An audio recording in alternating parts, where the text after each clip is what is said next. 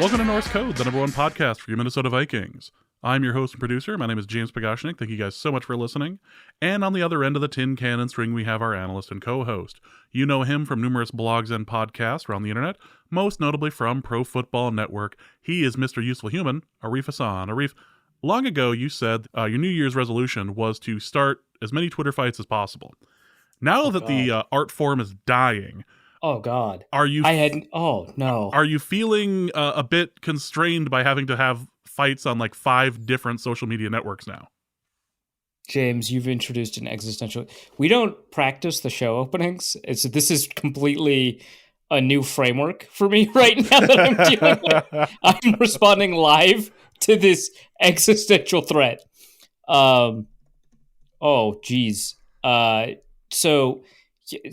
Real quick before we get into the show, Blue Sky is not built for fighting. Threads is not built for fighting. Mastodon, I don't know, but it seems like it's not built for fighting. I don't think any of these apps have the PvP mojo, right? They don't have the juice that Twitter has. The intangibles. Right, yeah. Like, it's, what was PFT commenter scale, the grit scale, GRIT. Yes. Yeah, it has nothing. It's got a 0 on the grit scale. All of them. So until they can produce a scouting report that can make me like, something's got to give, right? Because like, here's the thing, all of the super funny. I don't even know what the explicit rating counts for any on iTunes anymore. But all the funniest posters on Twitter are more interested in Blue Sky, and it has that chaotic energy I love, but Blue Sky just doesn't have people, so it's like this echo chamber of everybody who riffs and does bits, right? And it's like you have to like it would be like living inside the College Humor building. Like everyone is always a comedian, like that would be exhausting.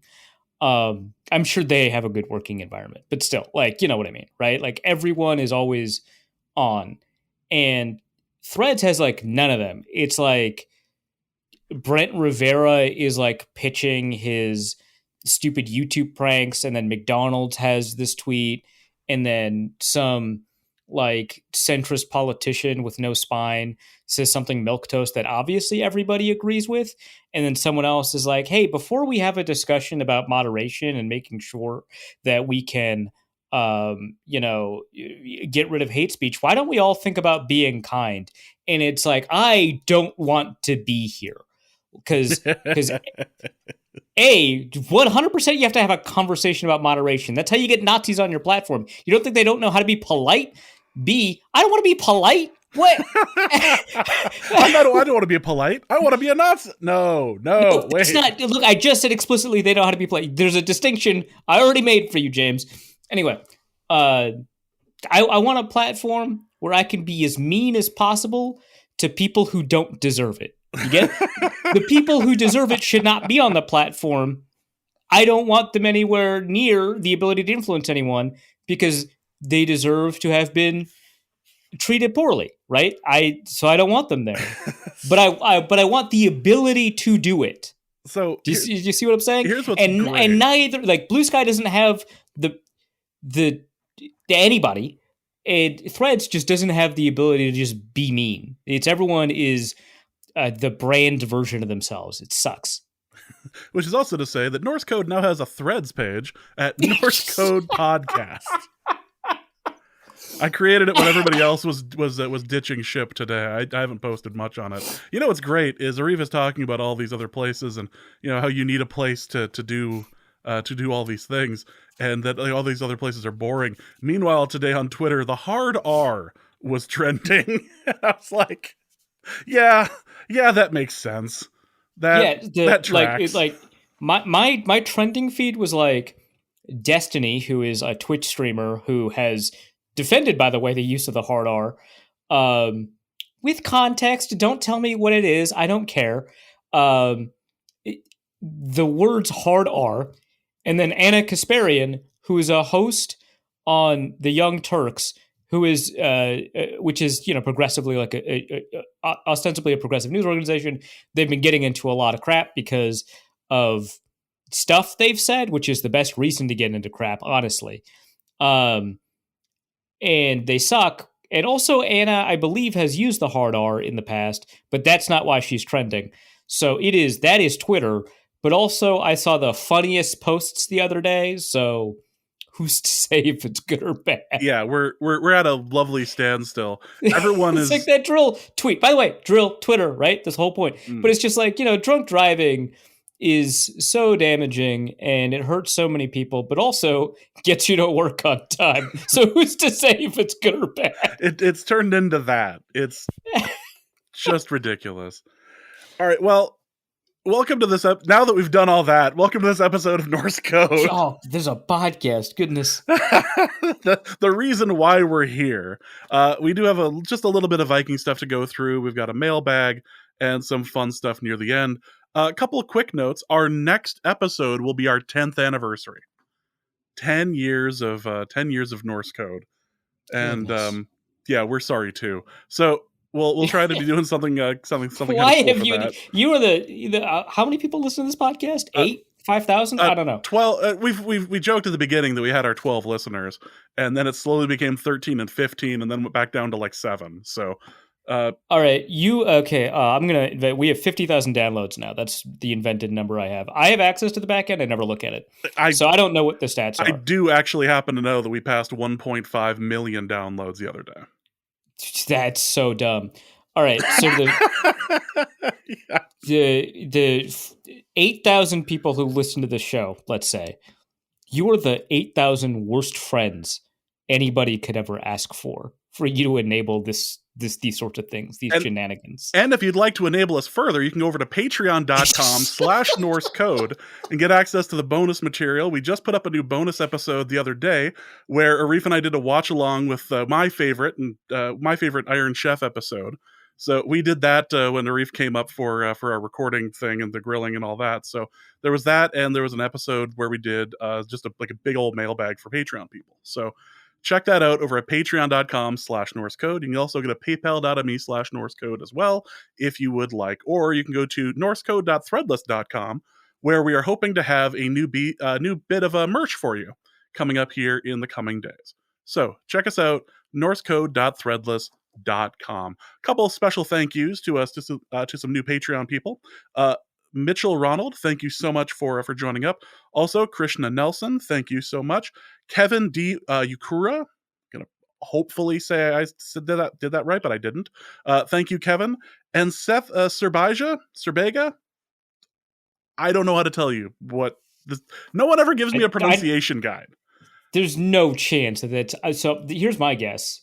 By the way, so I normally am like preparing for the rest of the show while he's doing the pitch. I very much appreciate the patrons a lot, and that's why I'm preparing for the rest of the show while he's doing the show read. But I have already done the preparations, and I want to say my best guess is Seth Subiaga. No way is it. Did you add an R to one of those pronunciations? I did, yes. I thought that it needed one. This is a bit like when you go to Ellis Island and they're like, no, you're a Nelson now. Like, it's kind of that. Yeah. What'd you say? Your name's Williams? No, it's Krishnamurthy? Yes. Williams, got it. that is, I'm stomping on your foot, Mr. Thompson. I think he's talking to you. All right, let's get into the episode. Now that we've gone off the rails twice now, Daniil Hunter is holding out. There was a little bit of scuttlebutt there. We discussed a little bit about what was expected last episode, but how are we doing there? Poorly. No news is generally bad news when it comes to these holdouts. He held out of all of minicamp. The maximum fines for minicamp, it's like $90,000. But the daily fine in training camp increases. So minicamp has a graduated fine system. So the total is $90,000 over the 3 days of minicamp. The first day is like $16,000. And so you can figure out the rest from there. The $50,000 a day in training camp is static and it is defined and you cannot get it back. You can't negotiate to have your fees or fines forgiven Although, like, you could just add another $50,000 to your contract, right? So, but you can't have your fines forgiven. So, it is a pretty, I don't know if dangerous, but like a pretty bold negotiating tactic. But if he's willing to lose 90,000, he has at least made a statement that he's probably willing to lose a little bit more. The fact that there hasn't been any movement on this negotiation is generally bad news. And so the fact that we haven't had real news coming out of either camp, I think for us is bad. Now, that doesn't mean any news is good news. It could very well, news could come out that is that Daniil Hunter is planning on holding out, right? Like that's confirming the likelihood, right? You go from an 80% chance of something happening to a 100% chance. That's worse for both parties because they haven't come to an agreement. And certainly, I think, for Vikings fans. So um, at the moment, we don't know what it is. I have looked around the various trade values that people have proposed for Daniil Hunter. And if the Vikings are put into a position where they're forced to trade him, right? Like a Stephon Diggs situation or a Stephon Diggs situation, comma, Bills. If it comes to that, the trade value would not be like Diggs, right? Where you were able to get a first round pick. Because Diggs, for all of the injury concerns, was not nearly as severely injured as Daniil Hunter, nor has there ever been a production question about Diggs. And there have been some production questions about Hunter. I personally kind of don't buy them. I just think that he is good. Alec Lewis had a really great piece published today, the day of the recording, Thursday. Sorry, we had originally scheduled Wednesday, and then neither James and I were up to it. Thursday, July 6th, as of this day, Alec Lewis had published a piece over at The Athletic where he talked to Brandon Thorne, who I have talked about a lot. He's like my go-to guy for OLDL stuff. He's up there with like John Owning and LaCharles Bentley and Duke Manyweather in terms of talking about line play. Just really fantastic stuff. And he had a really good piece there. And I think that, Thorne kind of knows his audience. He knows who he's speaking to. So to me, I think that there's a decent chance he may have played up things a little bit. But a quote in that piece kind of stuck out to me, which was like, hey, here are my top 4 edge rushers. They included like Joey Bosa, Nick Bosa, Michael Parsons. I didn't actually look at the list of 4. I was just like, yeah, okay, I'll skip that. I know who they are. And then I don't. And he's like, you could make the case that Daniil Hunter is 5. Now, personally, I wouldn't, but like, that's an exciting quote, right? So, that like he thinks the world of this guy, and I think a lot of NFL teams share that sentiment. But I think that there is still a question about his ability to generate, pressure and stuff like that. So, with all of that in mind, there are still some production questions. There's those injury questions, and then there's the fact that a player is demanding a trade, meaning that there's just less leverage for the team. And so looking around, it looks like it would take a second round pick from a bad team, so like a high second, or a second round pick and change from a pretty good team. And so that seems to be kind of what people. Now the Vikings could always say no, right? It takes what it takes. They could just hold out for a first round pick. But my feeling, based off of talking to people who know these things, so this is more secondhand than it is firsthand, is that he would go for a second or a second and some change based on whatever team it is, and other things like whether it's in the conference and stuff like that. So that would be that. But that is kind of where we're at in terms of the Daniil Hunter holdout, which is, oh, we're talking about trade value. That's good. That's great. Great. So basically, we're at this point now where, well, you said no news is good. No news is bad news. Like we'd like to hear something sooner, much sooner than later. Yeah. Again, like some news can be bad news, but most likely you hear news, it's probably meaningful in some way. Even sometimes if it comes across negatively, like if you hear, for example, what Daniil Hunter is asking for, and they seem like unflattering terms, right? If you hear that, what it means is that the team is probably leaking the least flattering version of what the Daniil Hunter team is offering in an effort to kind of put public pressure on him and speed up negotiations. Now that sounds kind of bad, right? It sounds like, oh, these two teams are worlds apart. But usually that precipitates a deal when that happens. Like usually that means that a team is willing to kind of push and pull some levers to try and get a deal done, and that's one of the levers. Now, it doesn't, in the short term, it means there's probably some rancor between the negotiating group on the behalf of the player and the team, but it does tend to mean that a deal will be coming. So even news that sounds bad could be good news. But yeah, I think the likelihood is if we hear some news coming down the pipeline, that is probably a good sign, unless it is very explicitly Daniil Hunter is planning on holding out, or Daniil Hunter did not show up for XYZ event. So this was kind of the result of signing a team-friendly deal, though. So it's not like he was going to be, I say, expected to be on this team-friendly deal for as long as his entire contract. Yeah, and I wrote about this over at Pro Football Network about kind of how this was basically inevitable, right? So the Vikings sign Daniil Hunter to this deal. So when I published this piece, a couple of people were like, "Hey, I don't know that actually many people were calling it a steal at the time because he's this guy that hadn't really started. He'd been playing mostly a reserve role or a rotational role or a pass rushing specialist role.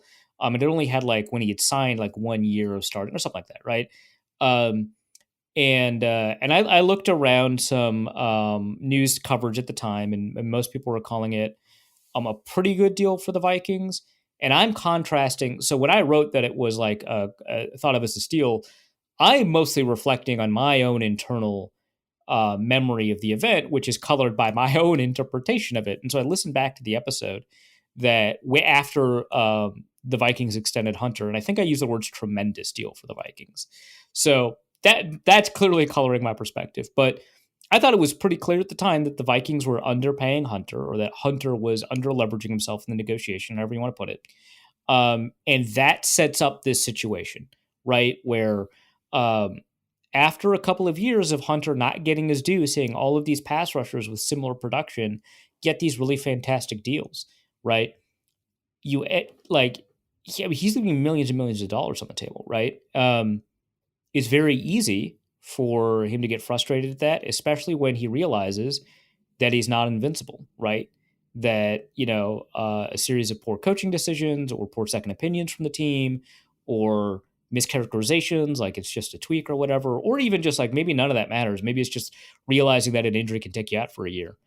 All of those may have shifted his perspective in a way that requires him to seek out security, to seek out better terms for a deal and stuff like that. And so it was set up by the fact that the Vikings, quote unquote, got a great deal. And if they had gotten a worse deal, right, or if Hunter had gotten a better deal, again, it kind of depends on your perspective, maybe we wouldn't be in this situation. But kind of accelerating that beyond the 2 consecutive years of injury, one where he missed a whole season, one where he missed a half season, and multiple restructures of his contract, which, by the way, he's about to hit like I think an $11 million dead cap space hit next year if he isn't on the team.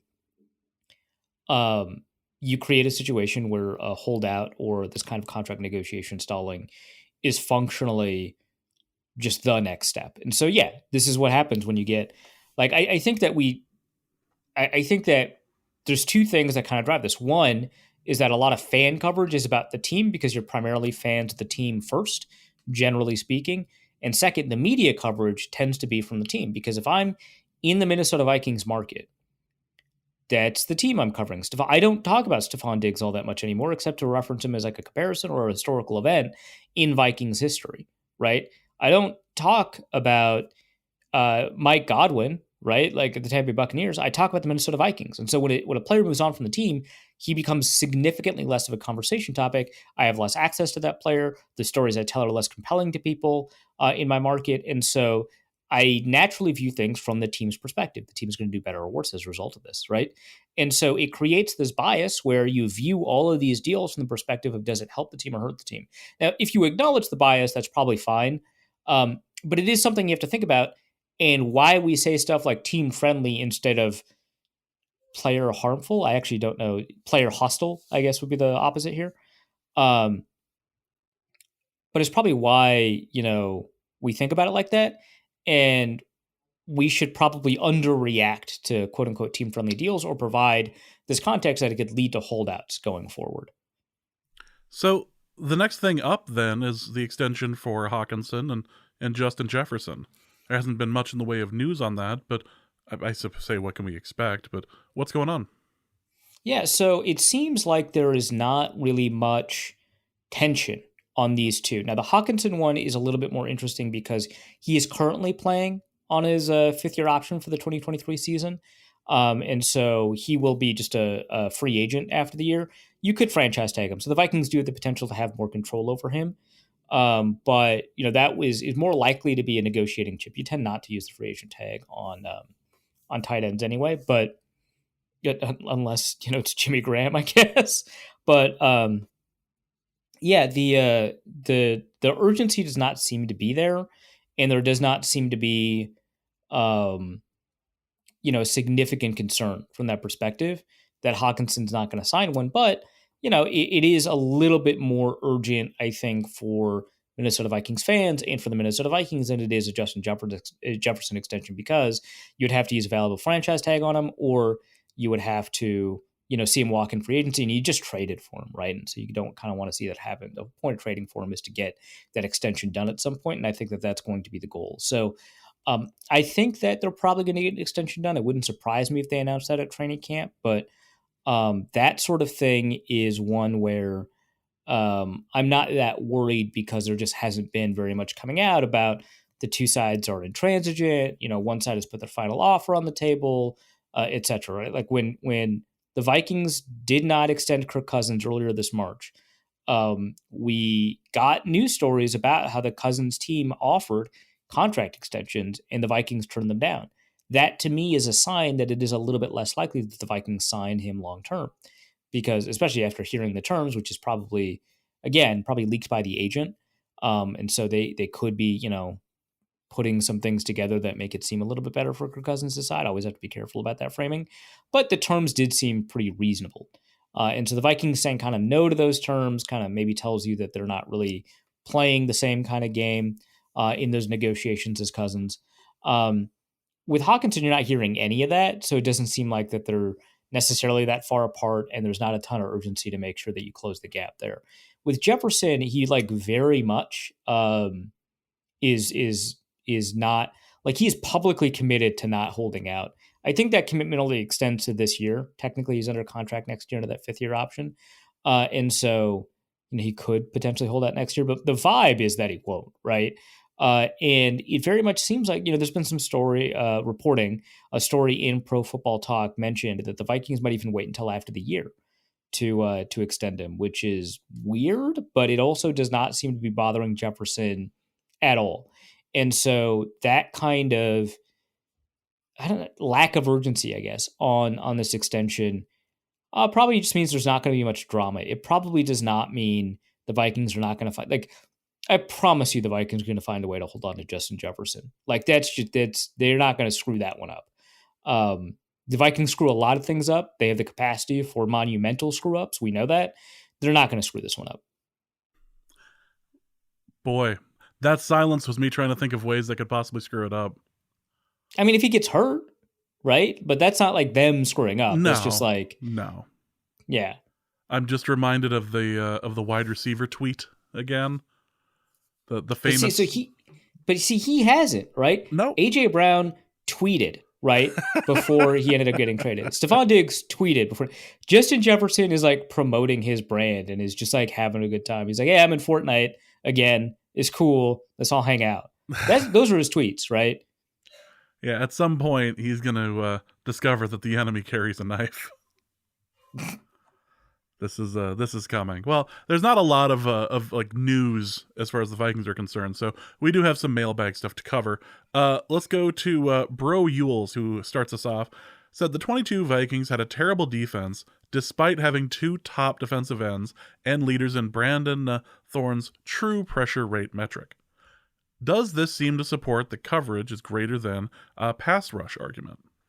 Okay, I might as well link that in the show notes too. I'll link both the PFF argument about coverage pass rush and then also the Brandon Thorne true pressure rate. So it is interesting. This year, Thorne, because he does a true sack rate metric that he usually does every year. And so he separates out sacks into like rare high quality, quality, and then some other sacks, right? And so he distinguishes between sacks that are a product of coverage, sacks that are a product of being open because of the blitz design or unblocked sacks. from quality sacks, which require you to beat a blocker one-on-one, to high quality sacks, which require that and then some. Maybe you have to win quickly, and then a rare high quality sack. He's taking into account the competition at that point. He's like, hey, in this case, you beat. I was going to say Joe Thomas. He's not really in the league anymore. Is he? Lane Johnson, right? So you beat an elite pass blocking talent in order to get there, because he does both sides of the line in terms of his study. He kind of has a pretty good handle on what he thinks elite pass protecting talent is, and so it's a really great metric. It takes a lot of work. He usually has an update every week on a Substack about the leaders in true sack rate. But this offseason or this year, he has done a true pressure rate statistic, and Hunter ranks pretty highly there.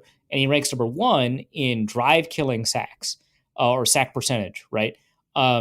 Which is cool, right? And I talked about that a little bit on the football party about how, maybe this is an indication that he's doing the same thing Jared Allen did, which is kind of hiding his best pass rush moves or the most appropriate pass rush moves for his opponent based on their film study or whatever for like third down, right? Or high leverage moments like the fourth quarter. Instead of wasting on first down is maybe not the right move, but like using them on a first down just to see those yardage, that those yards come back. So, in that case, Zadarius Smith ranked higher than Hunter, who ranked, reasonably high, but not like in the top 5 or anything like that in true pressure rate. Zadarius Smith ranked really high. I think it was Myles Garrett 1, Micah Parsons 2, and then after that, but yeah, they both ranked pretty high, and I think as a pair, the Vikings ranked quite high, and so that's kind of where this question is coming from. It has been I don't know if long running, but it has been kind of like a consistent analytical finding that we've been repeating back and forth on analytics Twitter and in football discussions, that coverage dictates outcomes more than pass rush does. So coverage is more important than pass rush. And the difference in coverage ability and or the difference in outcomes based off of coverage ability, maybe that's more precise, are more impactful than the differences in outcomes for pass rush ability in terms of determining the result of defensive play. Now, kind of the curious thing about this, though, is that by the way these studies measure coverage capability, it's usually by PFF grade, although now we've got some other tools like SIS has coverage grades or coverage points based off of what they do. So it's not just PFF doing this kind of tracking. And then you can also use maybe some next gen stuff. But regardless of like whether you're using chip data or the manual tracking data from either SIS or PFF, coverage is more unstable from year to year. And so a player can have a really high coverage grade one year and a really low coverage grade the next year. That's just more likely to happen than in pass rush. That's pretty stable for a defensive statistic from year to year. In fact, it's much more stable than almost anything else, like run stop rate or, anything along the defensive side of the ball in terms of statistics, right? So like drive success rate, et cetera, on a team level. Pass rush win rate tends to be more successful, tends to be more stable, and pressure rate, not as stable as that, but relatively stable. So you can generate a pretty good understanding of what your team is going to do based off of their pass rush, but you're just not going to play well if you don't have good coverage. I would say that the Vikings having a really poor defense, but a pretty good pass rush, that is a data point. It's not like a sufficient enough data point to say, aha, because also the Vikings had a very poor pressure rate from their defensive tackles, where a lot of the teams that had better pressure overall had a pretty good pressure rate from their defensive tackles as well as their edge rushers. So that's what to keep in mind too, is that the Vikings are generating most of their pass rush capability from 2 guys, whereas a lot of teams are getting it from like 6 guys. And so, that plays a role as well. But yeah, I think the fact that the Vikings couldn't create coverage sacks, that's important. Like right before we move on, like one last way to think of it is that when you've got really high quality pass rushers, you're going to get, 7 sacks a year. If they're super high quality elite, you're going to get 7 sacks a year that are purely a product of just how good they are. They're beating double teams, they're doing this on third down, they're winning in 2.5 seconds, all that, right? But you'll notice that the sack leaders every year have 15, 16, 17, 18, 19, 20 sacks a year, depending on the year and stuff like that, right? So how do you get those like final 13 sacks to get to 20? Well, how do you get those final 7 sacks to get to 14? Why is it that Daniel Hunter used to have like 15 and a half sacks every year? Well, it's because coverage is helping an elite guy turn all of the individual sacks into team sacks as well. And so you get the 7 sacks, and then you get another 5 coverage sacks, and you get another 2 blitz sacks. And so you need the cheap and easy sacks to add up to the ones that are really difficult to get. And so your coverage sacks, you might get from an elite player, you might get 9 coverage sacks. And if the same play had occurred with a poor quality player, instead of 9 coverage sacks, you'd get maybe 4 coverage sacks. But the range there is smaller. But high quality sacks that are a product of individual play, the range there is larger, from 0 to 7. And so that's where you get your elite players playing elite from year to year. But in terms of getting your team to perform well, that coverage is going to help define some of the statistics that you're going to get from the pass rushers. So this doesn't prove it by itself, but it does kind of demonstrate the overall idea. Well, the next question is from Kenneth Allen, who asks, how did the league react to other recent first-time elite seasons by wide receivers? Example, Cooper Kupp 2021, and what can Kevin O'Connell learn from these adjustments? Is there a way for him to play 4D chess by anticipating similar adjustments to Jefferson and accounting for them in 2023?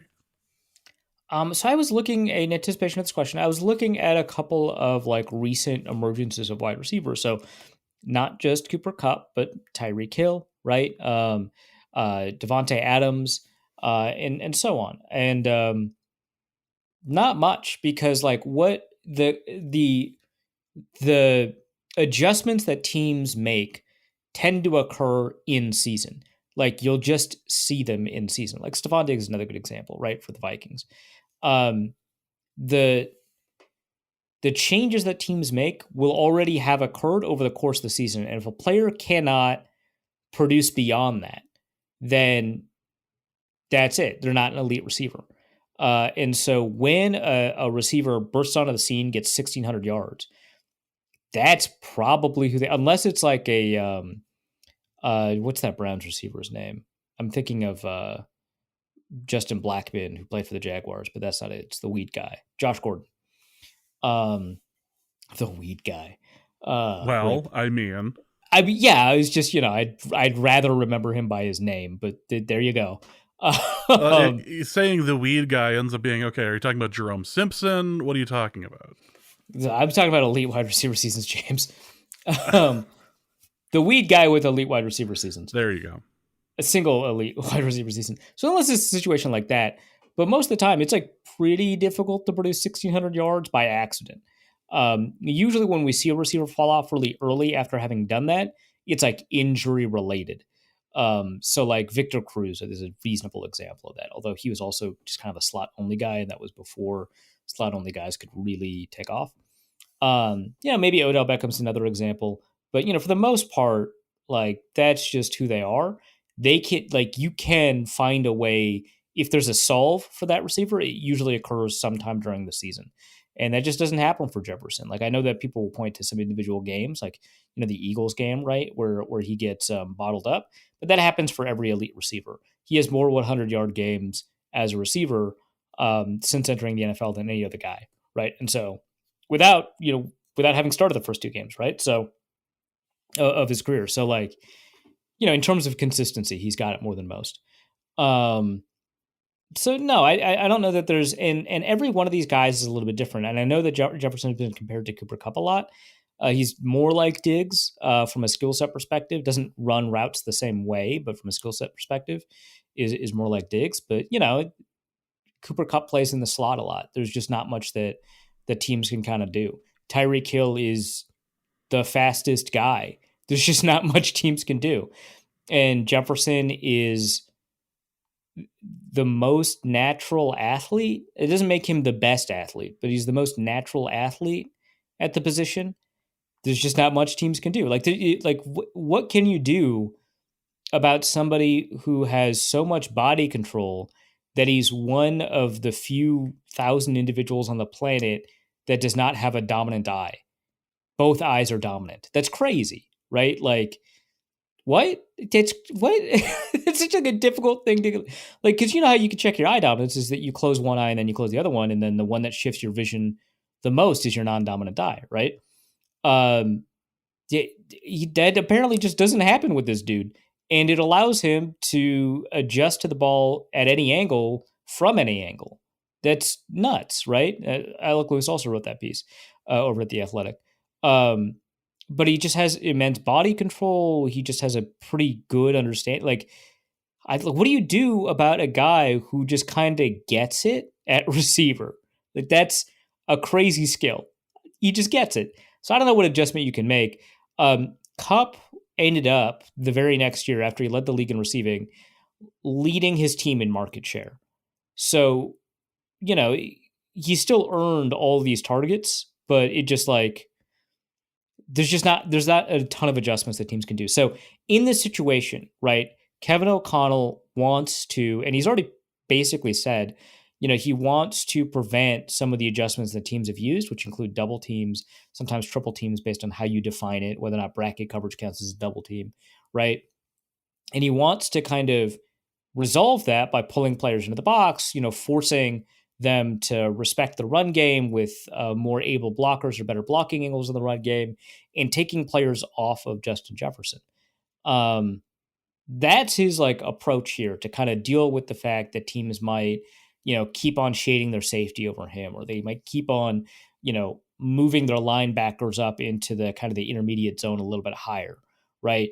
Like their adjustment, they've already publicly told us, which is to put CJ Ham on the field, right? Like, oh, Justin Jefferson is getting double teamed. Put the Ham out there. Let's see what they do now, which is kind of funny, but that's kind of a response. So, every team has had a different skill set that they've worked with when those receivers have popped off in a big way.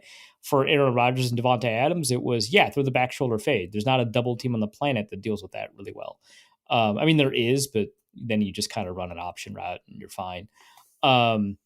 Which the Vikings, by the way, have done pretty well last year, is that when teams were overdoing brackets to the outside, Jefferson had an option to cut inside, and it worked out really well. Led the league in receiving, right? So I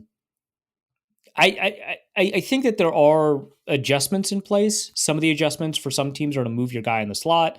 Some of the adjustments for some teams are to run more intermediate routes because they're going to cap off the deep route because your guy is so fast. Some of the adjustments are to run a different type of route or to run option routes or something like that. But those adjustments are already there, and it's also just not something you have to worry about because those adjustments have been made during the season. Well, let's go to our next question, which is also from Kenneth Allen, who asks, it seems like everyone is ranking Geno above Kirk, and in some instances significantly above. I'm nowhere near a Kirk stan, but I really don't understand the Geno hype or what separates them. Where do you fall on both, and why should we believe in Geno after just one good year? Okay, I want to make this clear before I answer this question. Oh, this is a trap. Is 100% a trap. Is that what this is? They're asking your opinion on a Seattle quarterback. Not everything has to be a trap or be about you. Well, first of all, they're asking me. So it is about me. No, it's not necessarily asking about you at this point. It's asking your opinion on a Seattle player. Yeah, there's a reason. You could ask, hey, I don't get why everyone's ranking Jared Goff above Kirk Cousins. Valid question. Why would you do that? But no, he chose Geno Smith. I think he chose Geno Smith for a reason. Not everything is about you, Arif. I don't know how to... On your podcast, I realize I'm saying this. Not everything is about you. So either get them going or get out of the way. So okay, just to emphasize how much everything is about me right now. At the moment. Great sentence. That's not going to be used against me. We had a small meeting before we started recording. Well, I guess we had already started recording, but before the official beginning of the episode, where we were discussing the t-shirt design, right? And I mentioned, I don't want to give details away, but I mentioned, hey, we got to make me a little bit taller to make it clear that I'm taller than you. And you agreed, without objection. Well, right? Yeah, because it's the bit. Yeah, and the bit's about me. I just look. So I am obviously an arrogant person. There's no question about that. But I have become significantly less arrogant over the years. I've mentioned this a lot of times too. Maybe this false humility will catch up to me. But I was so arrogant in high school, and I became less arrogant in college, not because I was humbled, but I just became a better person. Um, okay, that was arrogant too. I wasn't humbled. I continued succeeding, but no, I gained perspective. I had explored the world. I'd understand the limits of my capabilities and stuff like that. And as time has gone on, I feel like I've become less arrogant. But this podcast is about me, and I'm intimately familiar with the way people make fun of me. Okay, and when I see a red flag, or in this case, an action green flag, a wolf gray flag, it's obvious what's happening here. But I will answer the question. By the way, before you do, my message to Draw Play Dave a few moments ago. You won't believe this, but Arif is asking to be just a little taller so that he's taller than me. Less of an ask and more of a note.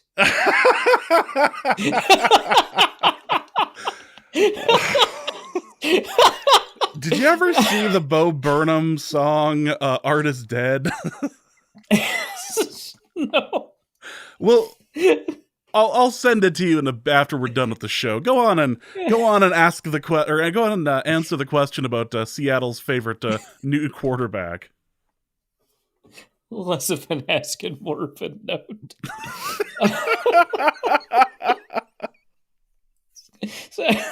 so, okay.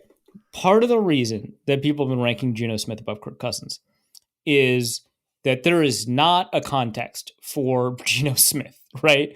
He was on an awful Jets team, did not play for a number of years, gets his first starting job in a while, and blows up, right? Plays outstanding football for about 12 weeks, and then he falls off. But that was kind of the and so we don't have an understanding of what his mean is for him to regress to, right? So regression to the mean's a real thing. We should be wary of 1 year wonders. But when Josh McCown blew up in 2013 under the Mark Trestman office in Chicago, we were like, yeah, but I mean, we know who he is. We know who Josh McCown is. This is going to fall back to earth, and it did, right? When Nick Foles, same year, blew up under Chip Kelly in Philadelphia, we're like, but we get it. We know. And we did. With Geno Smith, is just guys, this is a totally different guy. This is we don't have years of data, and the years of data that we do have are from the worst run franchise. Well, Washington is not even that far away. But a pretty poorly run franchise, especially when it comes to developing quarterbacks, right? And it was Adam Gase, I think, and so it's a spectacularly bad coach specifically. So okay. There's been years we haven't been able to see whether or not he's had the ability to improve, and then the way that he plays showed a surprising amount of creativity as well as a surprising amount of accuracy on explosive throws, and so which is a difficult thing to hide, to fake, right? Coming out of West Virginia, he was not a very creative quarterback, right? The creativity was done by Dana Holgorsen, and then we did not see evidence of his creativity. And so seeing that show up was pretty big, especially because he was efficient, right? He ranked 7th in the NFL in EPA per play, or I think when you combine EPA and completion percentage over expected, he ranked 7th in the NFL, right behind Joe Burrow. That's pretty phenomenal passing company to be in. Kirk Cousins expanded his creativity for the first time ever. It was really fantastic to see. It was a big reason that we saw these fourth quarter comebacks, these close game wins and stuff like that.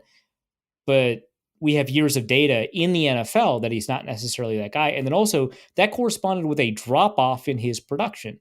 And so he ranked 16th in the NFL in EPA plus CPOE combined.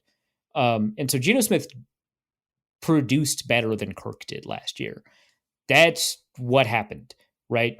Whether or not that's a product of better defenses that Kirk may have faced, or maybe it's better to have two extremely good receivers in Tyler Lockett and DK Metcalf versus one, the best receiver, but just one of him in Justin Jefferson. Maybe that's a preferable receiver model. Maybe it's because they were more likely to call play action. Maybe it's because they had a better running game, or whatever, right? But the fact is, he produced better. and more efficiently on a play-to-play basis. So that's part of the reason. You combine those two together, and it's like, okay, he played in ways that seem pretty consistent. Kirk played in ways last year that don't really seem very consistent, and he himself did not play very consistently in a way that I think is a little bit different than Geno Smith, like dropping off at the end of the year. So I think that's a big part of the reason why. And then Cousins doesn't play a style of football that we tend to recognize as really high tier play, and Geno Smith does. Whether or not they're high tier players aside, right? Like, because you can have, like Patrick Mahomes, for example, played a very short version of his passing game this year compared to most years.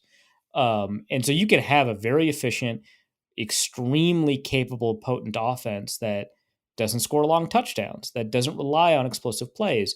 But the play style of Patrick Mahomes is memorable, and we remember his explosives, and it's easy to assign eliteness to that. Like a guy who makes 100% of the correct reads in intermediate throwing situations is just less memorable than a guy who makes 60% of the correct reads in explosive passing situations. That second guy is cool. Like that's just how it is, and that's kind of how we remember this really high level of play in the NFL. And so he also doesn't play a style of football that makes it seem like he is the guy, right? And the extent to which Cousins expanded his creativity, expanded his willingness to take chances, expanding his willingness to throw deep, which by the way, he's never been not a deep throwing quarterback, but his style does not engender comparisons to like the long bombs of Josh Allen, right? But that I think altogether encourages people to see Geno Smith in a better light. Plus, we know what Kirk Cousins' ceiling is. We have no clue what Geno Smith's ceiling is. Though he is old. It's not as if, it's not like we're talking about a 24-year-old that's going to like take the next step and, be a consistent whoever. So that's something to keep in mind. Would I rank Geno above Kirk? I think I did. So yes. So there's that. But that's a volatility thing. It's like, I know that there's a real possibility that Geno is going to just drop off just because there is the 1 year wonder aspect to it. But, for now, the evidence kind of moves me in this direction. So yeah, that is kind of why that happens. But this is not because of anything about any affinity I do or don't, especially don't have towards the Seahawks. Well, let's go to Fred Monticello now that you've declared your love of Seattle again. I don't. Is there a path to defensive success, we'll call it, without Danielle Hunter? Edge by committee, a ton of safety blitzes. Is there any available free agent we could bring in? What are our best options? So actually, Brian Flores is a pretty good example of a defensive coordinator that has organized a fairly good or respectable defense without a really high level edge play. Like, so in 2021, the pass rushers were like Emmanuel Ogbah and Andrew Van Ginkel, and I think Shaq Lawson, but not like a good year for him. I don't know if he's actually, but yeah. And it was just like not very good. Like Emmanuel Ogbah, when like a couple of years prior to this, when he was like on a team that had multiple really good edge rushers, was like a really astounding third guy to have, but he's never turned into the guy. And so when he got injured and the Eagles, had like Jalen Phillips and Bradley Chubb that they just traded for, like it was very clear, like, okay, this is going to be the thing because Ogbah just doesn't have it. They were not very good edge rushers, and yet they produced a fair amount of pressure, and they ranked 16th defensively in like EPA per play. Some of that a lot is like Xavier Howard, doing like gambling stuff where he not, well, now I need to specify because all these players getting caught for gambling, not like casino gambling, but like I'm going to jump on a pick, and if I'm wrong, it's a touchdown, but if I'm right, it's an interception, that kind of gambling. With like that kind of mentality helped a lot, but like a lot of it was designer blitzes, safety blitzes, like you mentioned, edge by committee. Like I mentioned, they had 3 or 4 edge rushers like Andrew Van Ginkel that would like show up, right? And they would take advantage of the fact that their guys had more rest, right, than most edge rushers do. but a lot of it was like angles, stunts, twists, blitzes, stuff like that.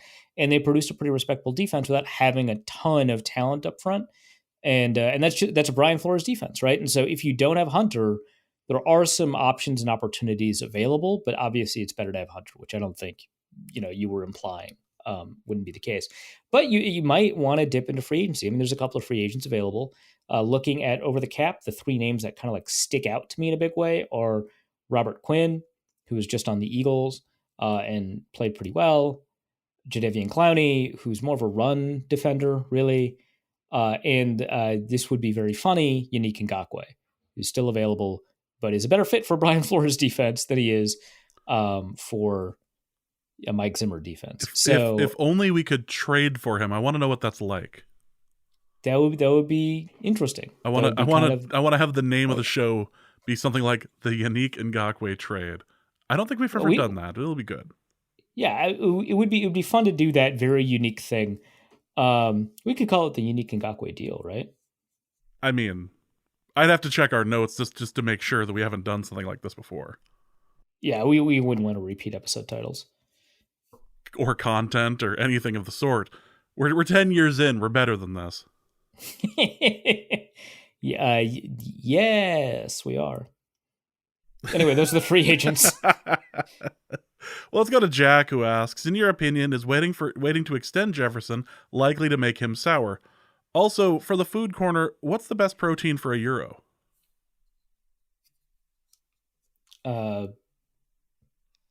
Okay, so I actually missed the first part of that question because I was really focused on the second part of that question. When I was doing the research for the mailbag, I didn't even know there was a first part to this question. That's fantastic. That really does show your commitment to everything going on. Well, the food portion anyway. Jack asked, in your opinion, is waiting to extend Jefferson likely to make him sour? I feel like that's like a pun on the fact that a food question's coming next. But also no. Not everything is about you. No, I didn't even say that was about me. That was heavily implied. No. This is me thinking, oh, this person is like kind of proud of a joke, but I don't think I entirely get it. This has nothing to do with like you're playing a prank on me or anything like that. I just like me looking for like an ulterior motive in the way a question is worded. Sometimes it just has to do with what I think other people's intentions are that have nothing to do with me, which in this case was this guy trying to make a joke? This is not like me being like, oh, is this guy trying to get me? Is he trying to get me? Well, you won't get me this time. I just want to know. Our listeners would not try to trap either you or I in a situation like that. My experience online has been labyrinthine, if you will. Yes. A series of traps. Yes, I do remember that. Okay.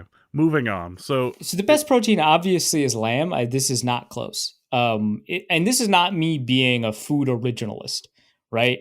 Which, because there's no such thing, right? Like stuffing meat into pita bread or some flatbread of some sort goes even before the Greeks, if you can believe it. If any Greek listeners to the show are apoplectic right now, I'm sorry.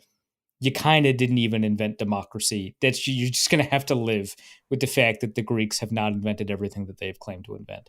But they're right about the lamb. That part's true. Especially within like kind of like categorically, like the way it's constructed, one could reasonably call it a meatloaf. Now, American meatloaf tends to have like breadcrumbs or something in it, and this doesn't. But it's not like they put a leg of lamb out there on the gyro rotisserie, whatever it's called, the sideways rotisserie. Spit. Yeah. It is, I think the technical term is a farce. Hopefully Dusty doesn't correct me. But it's like an emulsion of meat and a bunch of other ingredients, which include spices. And to me, the best version of that is beef. Now, a lot of restaurants will mix beef and lamb. Sorry, not beef, lamb. Best version of that is lamb. A lot of restaurants will mix beef and lamb together, and that tastes really good. But like having just lamb, it's so good, especially when you've got like a really good tzatziki sauce, which I think the Greeks are right on that one too. A lot of places do gyros. A lot of them have a bunch of different sauces. I've had like minty yogurt sauces, which have been really good with lamb, and mint traditionally goes pretty well with lamb. But like the cucumber garlic tzatziki sauce is just divine. It's so good, man. I it's not like I dislike like shawarma or chicken gyros or anything like that, but lamb is just the taste I think is perfect for like the contrast of because it's like gaminess is the wrong word, but the way that it's different than beef, that kind of flavor contrast I think works better with like the tomato and the shredded lettuce and the tzatziki and all that. Let's go to Chris, who asks, if the NFL made a tournament of the best teams an entire division could make by combining their teams, which division would you bet on? AFC West pretty easily. Um, if you constructed like which is not the best division, by the way. Like I think the AFC East is a better division. And the NFC East obviously is a very good division. But if you like take all the best players, I mean, you have Patrick Mahomes. Obviously, that's like the key to this. But it's like the AFC East has Josh Allen, right? The NFC East has Jalen Hurts and or Dak Prescott. Kind of depends on who you are. And yeah, you can get the Eagles' offensive line. That'll help a lot. But you take Patrick Mahomes, who is just a tier better than all of these guys, for one. But two, you pair him with like Devontae Adams and Mike Williams and Keenan Allen. That's crazy. That's nuts. And then you've got like Rashawn Slater at left tackle. You've got Creed Humphrey at center. You could still have a extremely high level offensive line. Joe Thuney at left guard, like an extremely high level offensive line. And I think I'm done. Like the defense, obviously that matters, but like I'm good. But we can take a look at kind of, because we just said coverage matters the most, we could take a look at the cornerback groups there. Obviously the AFC East has Sauce Gardner. They just added Jalen Ramsey through by way of the Dolphins. And so obviously that would be probably the best cornerback group that you could have. Not to mention that Tre'Davious White is like your third guy. That's nuts. That's way better than the cornerbacks that the AFC North can put together, where you're probably relying on Martin Emerson. Okay, for an all, I mean, Martin Emerson is very good. He was a great rookie last year, but like for an all-star team, that sounds weak. AFC South, they don't have anybody, but AFC West, you get Pat Surtain. That's the second best corner already. So that's a pretty close to Sauce Gardner, and then you could pair it with this group here that has Asante Samuel Jr., that has Jalen Watson and L'Jarius Sneed. Like, you've got a really respectable second cornerback, and you've got a cornerback that's almost as good as Sauce Gardner. Obviously, the Jalen Ramsey thing is going to swing things, but you take a look at these other divisions, and it's like, okay, yeah, you could pair Darius Slay with James Bradbury and add Trevon Diggs, and you've got an extremely good core. That's a better core. But I think that you've got a really great group there that'll allow you to feel a little bit more comfortable. Now let's take a look at the edge defenders. This one's a little bit tough because our lads does DE and OLB, so you just kind of have to work around it. But yeah, because we're comparing to the AFC East, I think that's the most like the easiest one. But you can also take a look at the NFC East. So the NFC East has Brandon Graham, Josh Sweat, Montez Sweat, Chase Young. Let's do OLB real quick. Micah Parsons, obviously, Hassan Reddick. Like, that's a really great pass rush unit. You take a look at the AFC West, you've got Randy Gregory, you've got Khalil Mack, you've got Joey Bosa. Let's take a look at the defensive ends. George Karlaftis, Max Crosby. So, yeah, you got Max Crosby and Joey Bosa. Like, that's like, you don't have Micah Parsons, but you've got in a fairly elite edge rush unit. I just don't see the other units that like in the AFC East is like Von Miller, plus they've got the Jets pass rush unit, which actually as a unit is better than all of the individual guys. You've got Bradley Chubb and Jalen Phillips. I mean, that's very good. I would probably take the Joey Bosa and company group over the AFC East over the AFC West. So it's like the NFC East and the AFC West, and I think that the difference that you've got at quarterback overcome some of these other differences. Plus, I mean, again, Devontae Adams, like, yeah, AJ Brown was really phenomenal last year. You could argue he was a top 3 receiver pretty easily. Probably top 4 definitively. And no question he's top 5, but a chance at a top 3. But it's not as if Devontae Adams should not be in that conversation. right? And then you add what, like CD Lamb or something. I don't know. I think that you pretty easily take the AFC West.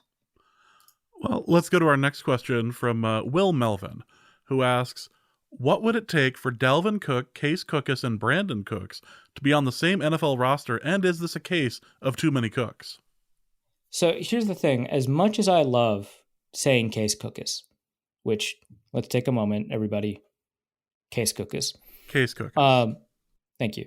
The Cook that you would pick here is probably Connor Cook, the former Michigan State quarterback who preceded Kirk Cousins, whose scouting report is full of stuff like nobody gets along with him. Like it's just like very like, oh, okay, that's interesting. But like, yeah, that's probably like you got Brandon Cooks, Dalvin Cook, and Connor Cook.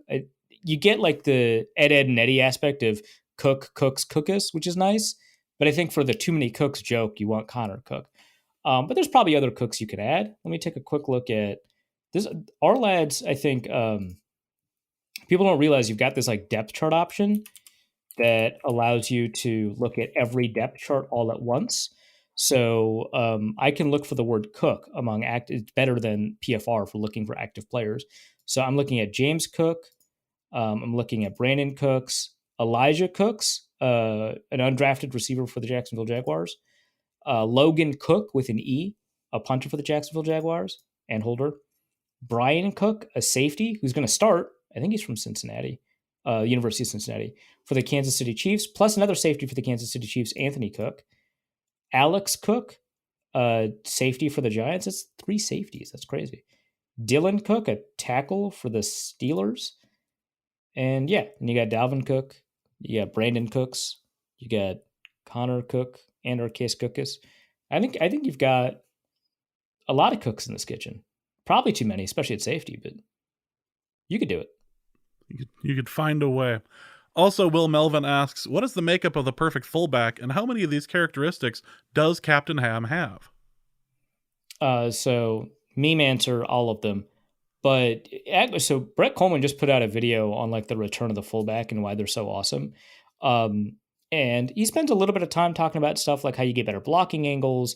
Not a little bit of time, a fair amount of time talking about like you get better blocking angles and stuff like that. But the primary advantage they seem to offer is mismatches, and not necessarily even ones that they produce themselves, although that's preferable, but rather the ones that they create by forcing, teams in certain personnel groupings, right? Like you're in base defense, which means that your tight end is probably, you can manipulate it so that your tight end can go up against a linebacker that doesn't know how to cover, right? Because teams rarely have 3 good cover linebackers. And if you know the coverage rules, you can get that tight end lined up against the worst one, which is kind of how the Rams eviscerated Zimmer back in 2018? But that was less identifying the weakest linebacker in coverage and more about there's no way he can cover a wide receiver, which is true. Like, that's not fair to Anthony Barr. But you can manipulate it so that your tight end is up against the worst of all the linebackers, or that you've got a safety in the box, so you've got the ability to dictate coverages. So you're more likely to see single high coverages, and so you can run your middle of the field closed beaters, right? And so that could be 4 verts, it can be crossers over the middle, that kind of stuff. So that's what a fullback does. But in terms of maximizing that capability, you're going to want a guy that does everything. You're going to want a guy that not only has the ability to block coming out of the backfield, but also can run the ball coming out of the backfield. You're going to want a guy that has the ability to, and by that I mean not just like carry for like 2-3 yards, but I mean like be a legitimate running threat. Like one thing that he pointed out was that with Kyle Juszczyk, you can, so the 49ers are nuts. But in the video, he demonstrates that Kyle Juszczyk can go out and play wide receiver. Not as well as a wide receiver, but like play wide. You credibly line him up a wide receiver, and they're going to have to cover him. He's just too good of a receiver for you to stick your worst linebacker or whatever on him, right? And then you move a guy into the backfield like Deebo Samuel. And so now it's Christian McCaffrey and Deebo Samuel in the backfield as credible runners, while your fullback is out there as a receiver. And you can run your runners, your running backs, in 2 opposite directions if you've got like somebody who can run at quarterback, which the 49ers briefly had someone who could run. He couldn't throw, but he could run at quarterback. you can run a crazy triple option where you're misdirecting the read, the defensive end or the edge rusher, the end man on the line of scrimmage, and run two guys at him, and he covers none of them because he's going after the first running back, right? So you can screw up a lot of things just because your fullback's pretty good at receiving, even though he's not in the play. It's a running play. So it's ideal to have that guy have really good hands. It's ideal to have him be a good pass protector. But if you can block with a lead, that's great. That's kind of a requirement of the position. If you can block in line, that's really fantastic. You can move him around a lot. If you can run routes, that's really phenomenal. You can have him in the slot. Or if he can be like a Kyle Juszczyk, you can kind of send him down the field. And so that requires a little bit of speed.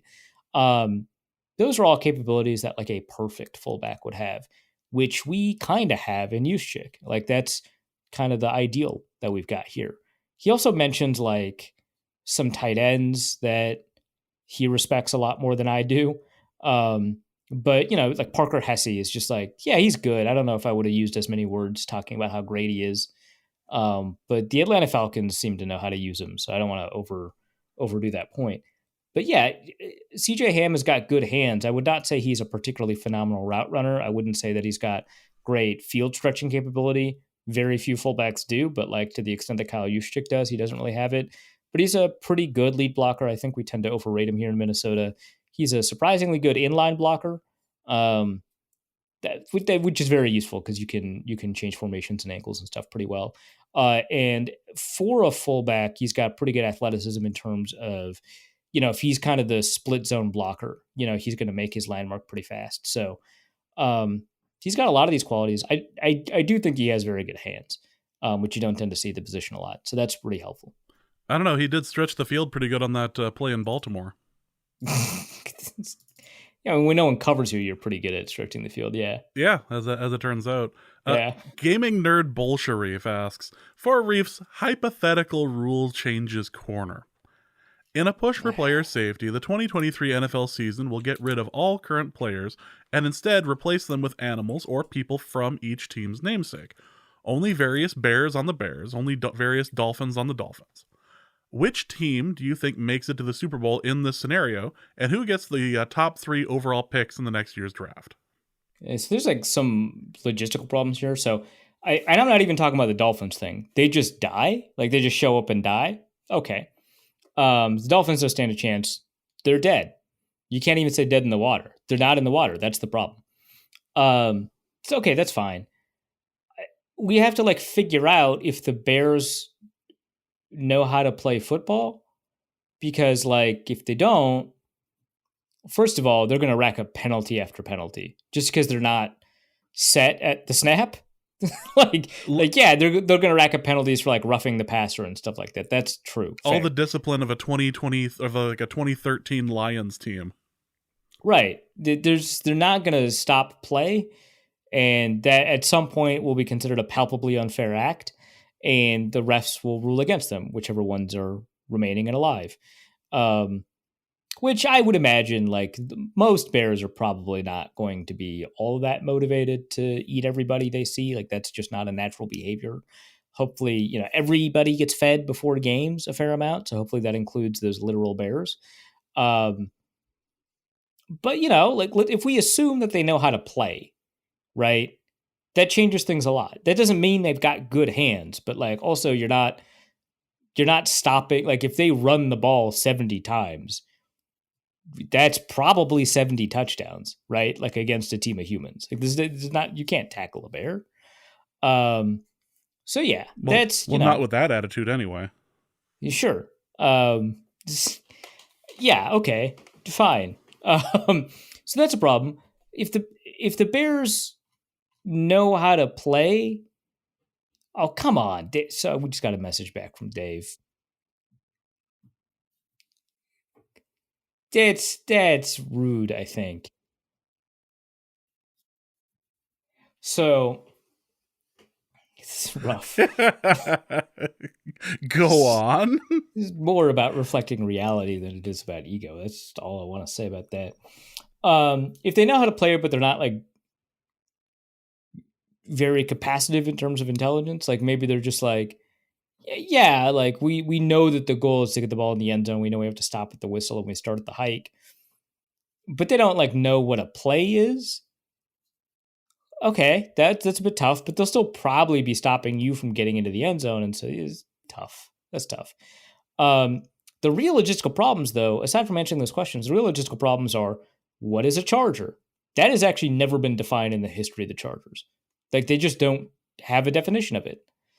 So it could be somebody who uses a credit card, or it could be a horse. Like radically different things, right? What is a brown? It's named after Paul Brown, but the mascot is a brownie, which is a type of fey creature. Is it that? Is it the fey creature? Are we acknowledging mythological creatures? If so, does that mean the Seahawks exist? If not, does that mean the Seahawks don't exist? Because that's not an animal, right? So what's a Seahawk? What's showing up on the field that day? If it does, do the brownies, then therefore, if they exist as mythological creatures, do they have all the qualities of a mythological creature? Because if they do, then they have magic. So I think that wins, right? A lot. Or is it because they're named after Paul Brown? Is it like 11 corpses of Paul Brown on the field? Or is it the descendants of Paul Brown? Or anybody with the last name Brown, which includes a not insubstantial number of actual football players? That's a lot of things that you have to consider. I don't know. I'm in a world where we're using as expansive of a definition of a lot of these things. It's probably those brownies because they have magic, which you can have as many patriotic patriots as you could, or you could have as many jets on the runway. But the Browns have magic, and that's gonna win. But if we start constraining things, like the Ravens don't stand a chance, right? Is a Steeler a guy who works in steel factories? That guy probably knows football better than a Bear, but he's probably not getting 3 yards on a run if the Bear has some semblance of a goal that resembles football here. If the Bears just know how to play football, they're up there. I think they beat the Lions. I think they beat the Bengals. No, the Cardinals don't stand a chance, right? I don't think any of the horse teams stand a chance. The Dolphins, we've already discussed, they're just dead, right? What's a Texan? Is it a guy from Texas? A lot of them play football. Or is it like the Steer? Because that's like pretty difficult. But I think probably the Bears would win there. Because the Steers, like they're easily influenced by people that they respect and fear, and bears are apex predators. So, that's kind of natural to that. I don't know, man. Also, I don't even want to get into like the iconography of like the Chiefs. And I'm glad the Commanders changed their name for the purposes of this exercise. Well, yeah, I suppose that would make things a little bit different. Let's go to, also from Gaming Nerd Bull Sharif. For our Reef's alternate history corner, you're sent back in time to 2015 and are given administrative control over the Vikings, where you're allowed to change 4 decisions the Vikings made anywhere between 2015 and 2018. Which decisions do you make, and how do you think this affects the Vikings overall? All right, they don't trade for Sam Bradford, and they get Patrick Mahomes. Done. I forfeit my next 2 decisions. That's easy. But also, you could maybe pick up a corner somewhere. Yeah, you could do that, I guess. So the best cornerbacks in the NFL at the moment are all like first round picks, right? And so it would be tough to like figure out who to get. Like Tre'Davious White, first round pick. I'm just going through them right now. Jalen Ramsey's a first round pick. Pat Surtain and Sauce Gardner, both first round picks. Trying to find Derek Stingley. Like Tyson Campbell is the second round, but no one else but me seems to consider him a top level corner, so I'm not going to count him. Man, Trevon Diggs, I guess. It would be really funny if they had drafted Trevon Diggs. Jared Alexander's a first round pick. That was in 2018, so you could do it unless you had to do a lot to trade up for Pat, but he was picked at 10. Wouldn't have been hard. Yeah, a lot of these corners like first round picks. It's kind of hard to find a second or third round guy that's like really good right now. But yeah, in like 2018, you could have traded for Jair Alexander and get him and all that. So that would have been nice. But yeah, the rest of that is like window dressing, right? Um, Jalen Ramsey was like kind of late in the first round, right? When was he drafted? 2016, right? So okay. So yeah, Jalen Ramsey and Jair Alexander, and don't trade for Bradford and get Patrick Mahomes. You still get to draft like Stephon Diggs, right? Which, probably wouldn't have him on the roster right now, but you'd end up with Justin Jefferson. Eventually, So, yeah. You'd be doing fairly well for yourself. yeah. Probably not Chat GPT asks, for a Reefs Technology Corner, should the Vikings use all 22 footage to drop all the plays called by the Patriots and Chiefs during their prime years, and feed all of those plays along with their situational information, down, distance, time, score, etc., for when they were called into the neutral net program, and have the AI coach the Vikings next year? So, A, no. But B, let me explain in more my understanding of the way these language learning models work, and like stable diffusion and all that. I'm obviously not an expert in this sort of thing, but like I would imagine you would need to input quite a number of playbooks, like all of them actually, for them to be able to kind of interpret. Because like the problem is there's just not enough information in those 2-3 playbooks to produce anything that'll allow you to kind of, because they'll just mash stuff together without an understanding of kind of what makes a play a play. There's just not enough information for it to realize that like when you run a corner route, you should also probably run a route that pulls a cornerback or a safety away from that sideline, right? Or that there's reads for cover 2, cover 3, cover 6, etc. Also, if you take a look at a lot of these playbooks, especially like the um, the uh, the Norv Turner style Air Coryell playbooks, there's like instruction after instruction, or even the Patriots playbooks. There's instruction after instruction about like what to do in this situation. Like if the corner is if you're outside and the corner is within a yard of you, this is how you release. If the corner is within 3 yards of you, this is how you release. If the corner is inside leverage and 3 yards, this is how you release. If they have outside leverage, this is how you release. If you're in the slot or inside the numbers, this is how you release. So there's like a bunch of instructions just for receiver, right? A bunch of instructions just for the center on a on like a power run where the center's not even pulling, but like this is when you block the nose tackle shaded to your right. This is when you don't. This is when you block the nose tackle head up. This is when you don't, shaded to your left. So there's like all of these. So there's like so many situations where all of these change. And then all of these playbooks have different language for them. So like one playbook will call it a 9 route. Another will call it a go, right? Another will call it just a deep route or a seam, right? Or it'll only call it a seam when you're splitting a zone seam, right? Some will call it a quarter route or a 7 route or a flag route, right? And so ChatGPT is not going to recognize the language of these and get an understanding of what they're supposed to do when there's different versions of the same route until you get such a large database that it kind of understands what the route concepts and route groupings are. So you need to feed in the whole thing. And then you need to say, hey, here are the playbooks I want you to kind of emulate and generate unique versions of. And the problem is it doesn't know which ones were the good plays in the playbook or why they were the good plays. So even after all of that, even after you get it to understand why you would do this against a cloud corner versus a sky corner in cover 3, or why you would do this against a corner with inside leverage versus outside leverage, even before all of that, right, which is stuff that is dependent not just on the route, but on the route combination. Before all of that, it doesn't know whether the success or failure of that play was, or why that play was a success or a failure. Because if you're running like a smash concept, which is a corner route on one side. So for people unfamiliar, I am just speaking a lot of words right now. A go route is just, you go all the way down the field. It's your classic deep route. You don't turn, right? You can adjust where you're going based off of where the defense is, but typically it's just straight down the field. A corner route is a route where you go upfield for typically it's 17 to 22 yards, and then you angle inside, typically 45, but it can be anywhere basically in the 33 to 65, right? Angle range, but typically 45 degrees at the 17 to 22 yard mark, depending on how many steps the quarterback takes. If it's a 3-step drop, it might be a 12-yard route. If it's a 5-step drop, it might be a 17-yard route. If it's a 7-step drop, it might be a 22-yard route. Or if you're really fast, it might be a 22-yard route. Like different things here, right?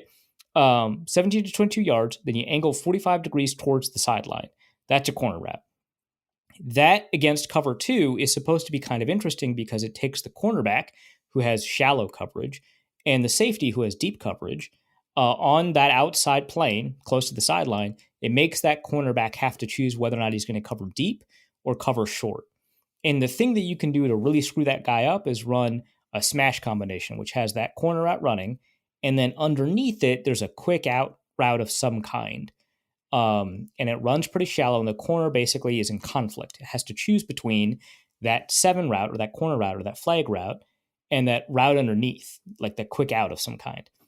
Now, the play works because that cornerback is in conflict, right? If you're occupying that deep safety of some kind in a cover 2, then that safety has to hesitate in coming over and covering that in the receiver, and that cornerback has to choose between the short route and the deep route. And the quarterback throws to whichever one of those two the cornerback chooses not to cover. Okay, great. That could fail for a number of reasons.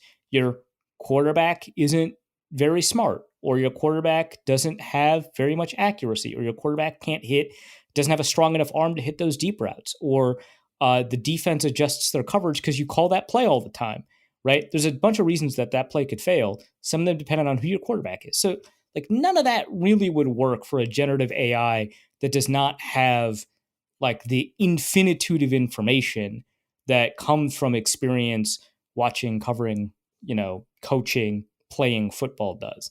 Like you can't substitute that with just inputs of playbooks. Now, if you included all of like the writing about football also in the database, maybe, I don't know. But like some people have suggested that language learning models are like predictive text machines on your phone with a lot more accuracy. And that's not quite true. It is very context sensitive to the type of question that you're asking it.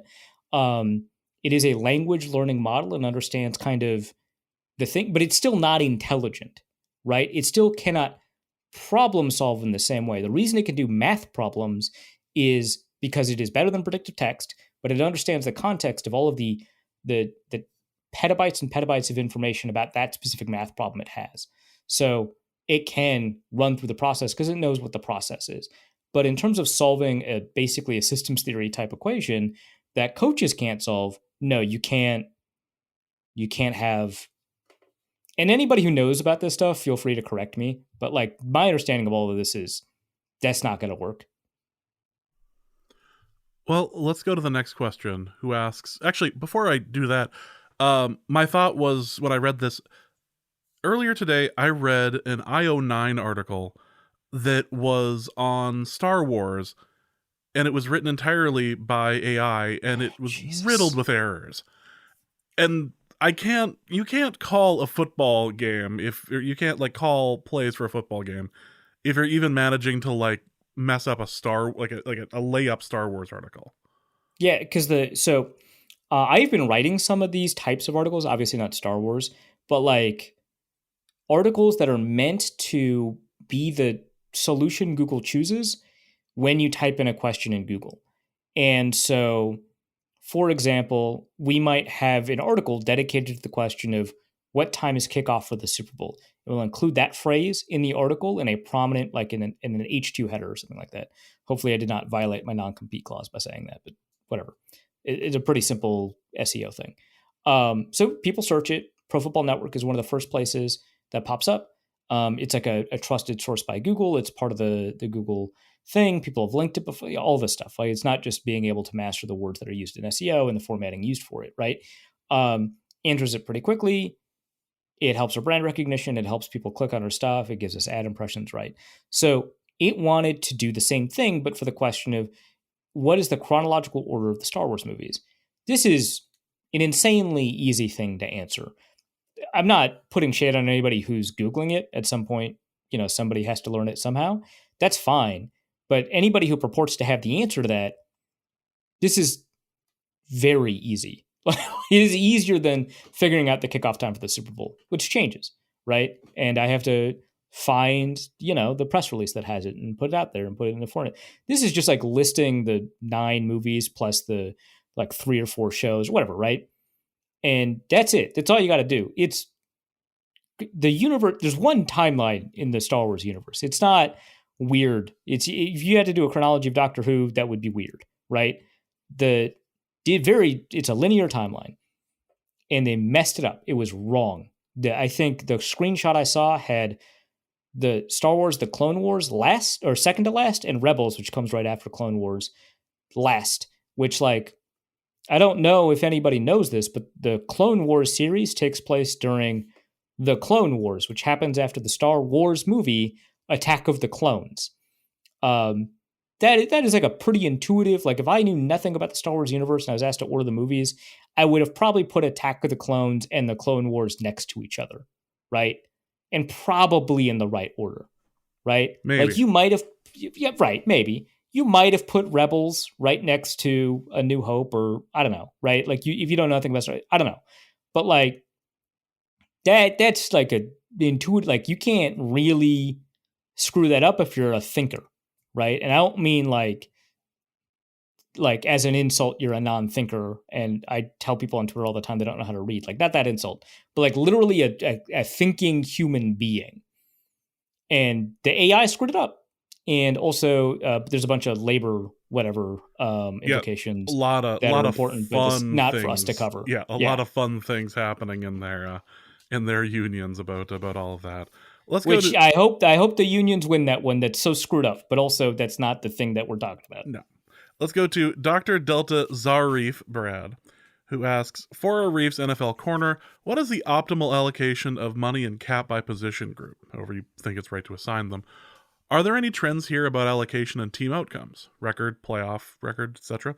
If so, how do the Vikings compare? If this doesn't exist, I have an idea on how to do it. Yeah, give me the idea. Why won't you give me the idea? The idea is not in the question. It is not, oddly enough. I did look for it. Yeah, just waiting for the answer. I mean, the answer is tough here, right? Because it depends on like what you have the capability of acquiring, right? So like optimally you would have Patrick Mahomes and you would pay him whatever, he demands essentially.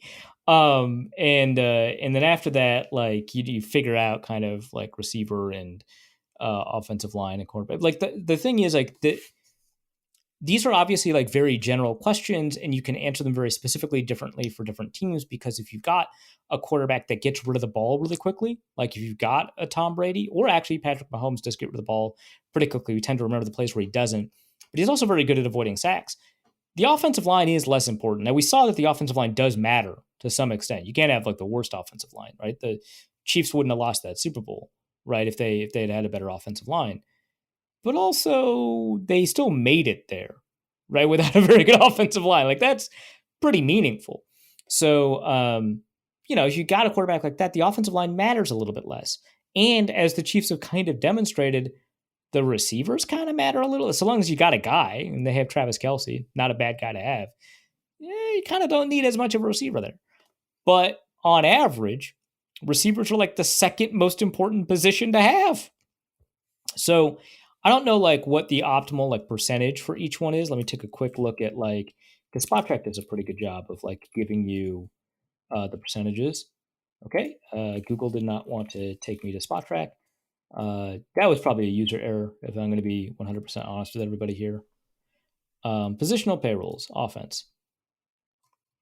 So on average, the quarterback percentage, or they're not giving me the percentage, they're giving me the dollar amount. Okay, the median is about 47% of 2023 adjusted cap, or average cap dollars. And that belongs to the Jets, Falcons, Cardinals, and Vikings, which is weird. But the number one is 60%. Guess who that belongs to? It's the Chiefs. Like, okay, number two is the Browns, which, if Deshaun Watson was any good, would be probably meaningful as well. Number three is the Baltimore Ravens. And number four is the Raiders, who just signed a guy. So, not all of the, and part of that's also the dead money from cutting Carr. So not all of this is, but yeah, I would say probably 55-60% quarterback, and then receiver. Let's do a quick. I'll just do the quick hits here. The receiver one is kind of interesting because like the number one team right now is definitely not the team that has the best receivers. In total dollars, it's Denver. In percentage of cap at year of signing, it's Tampa Bay, who Mike Evans and Mike Godwin, or Chris Godwin. I called him Mike Godwin earlier in the podcast. My mistake. Chris Godwin at 19%. The Raiders at 18.47%. Jaguars at 18.3%. Probably the ideal answer is around 16, 17%. I think that a lot of these teams at the top have it a little bit too high. But, unsurprisingly, the Packers are at 4%. All of the receivers are like rookies. Let's see, the Chiefs are at 11% because they don't need that guy. But I think optimally, closer to 16% is probably good. Offensive line in total, again, I'm just doing a quick sort. The offensive line, 27% of the Detroit Lions cap, which I don't think that surprises anybody based on the construction of that team. But ideally, probably around 22% is probably the best, right? Edge defender on defense. The most right now is the Pittsburgh Steelers. That's mostly TJ Watt, but they've got a couple of free agents that are not Alex Highsmith. And that's 30%. That's obviously way too high. But the top tends to be 20, 21%. I think that the top is a little bit too high here. Probably where the Commanders have it at 16.5, the Bengals at 16.7, the Raiders at 15.8. Now, they're not known for having good defenses, right? But the whole point here is to get good enough at all of these positions that you've got the ability to devote 55% of your cap or whatever to the quarterback. And then at corner, which is the only other position we'll talk about for the purposes of this exercise, and I might hit over 100 and maybe I'll adjust kind of my thinking. But number one at 15.5 is the Buffalo Bills. That one's a little bit weird. They've got Tre'Davious White. They had to add a bunch of cornerbacks to the roster because of weird depth issues. But you take a look at a team like the Miami Dolphins, who both Xavier Howard and Jalen Ramsey that they just traded for. They're seventh at 12.17%. So, and the Jets, obviously, they're benefiting from the rookie contract that you've got with Sauce Gardner, but DJ Reed they had to sign. They're 11.95%. It wouldn't shock me if having that at like 12% was ideal. And those are the positions I care the most about. Obviously, I would ramp it down at tight end, running back, fullback, linebacker, safety from the highest in the NFL to some of the lower ones, right? Because the highest in the NFL at safety is like 20%. That's the Seahawks. That's not hugely surprising. Both their safeties are guys that they had to, essentially it's free agency, right? They traded for Jamal Adams, but they extended him. But you don't want that. I don't think you want the 14.5% for the Tennessee Titans. I don't think you even want the 9% that the Chiefs have, and that's seventh. I think you probably want it close to 6.5%.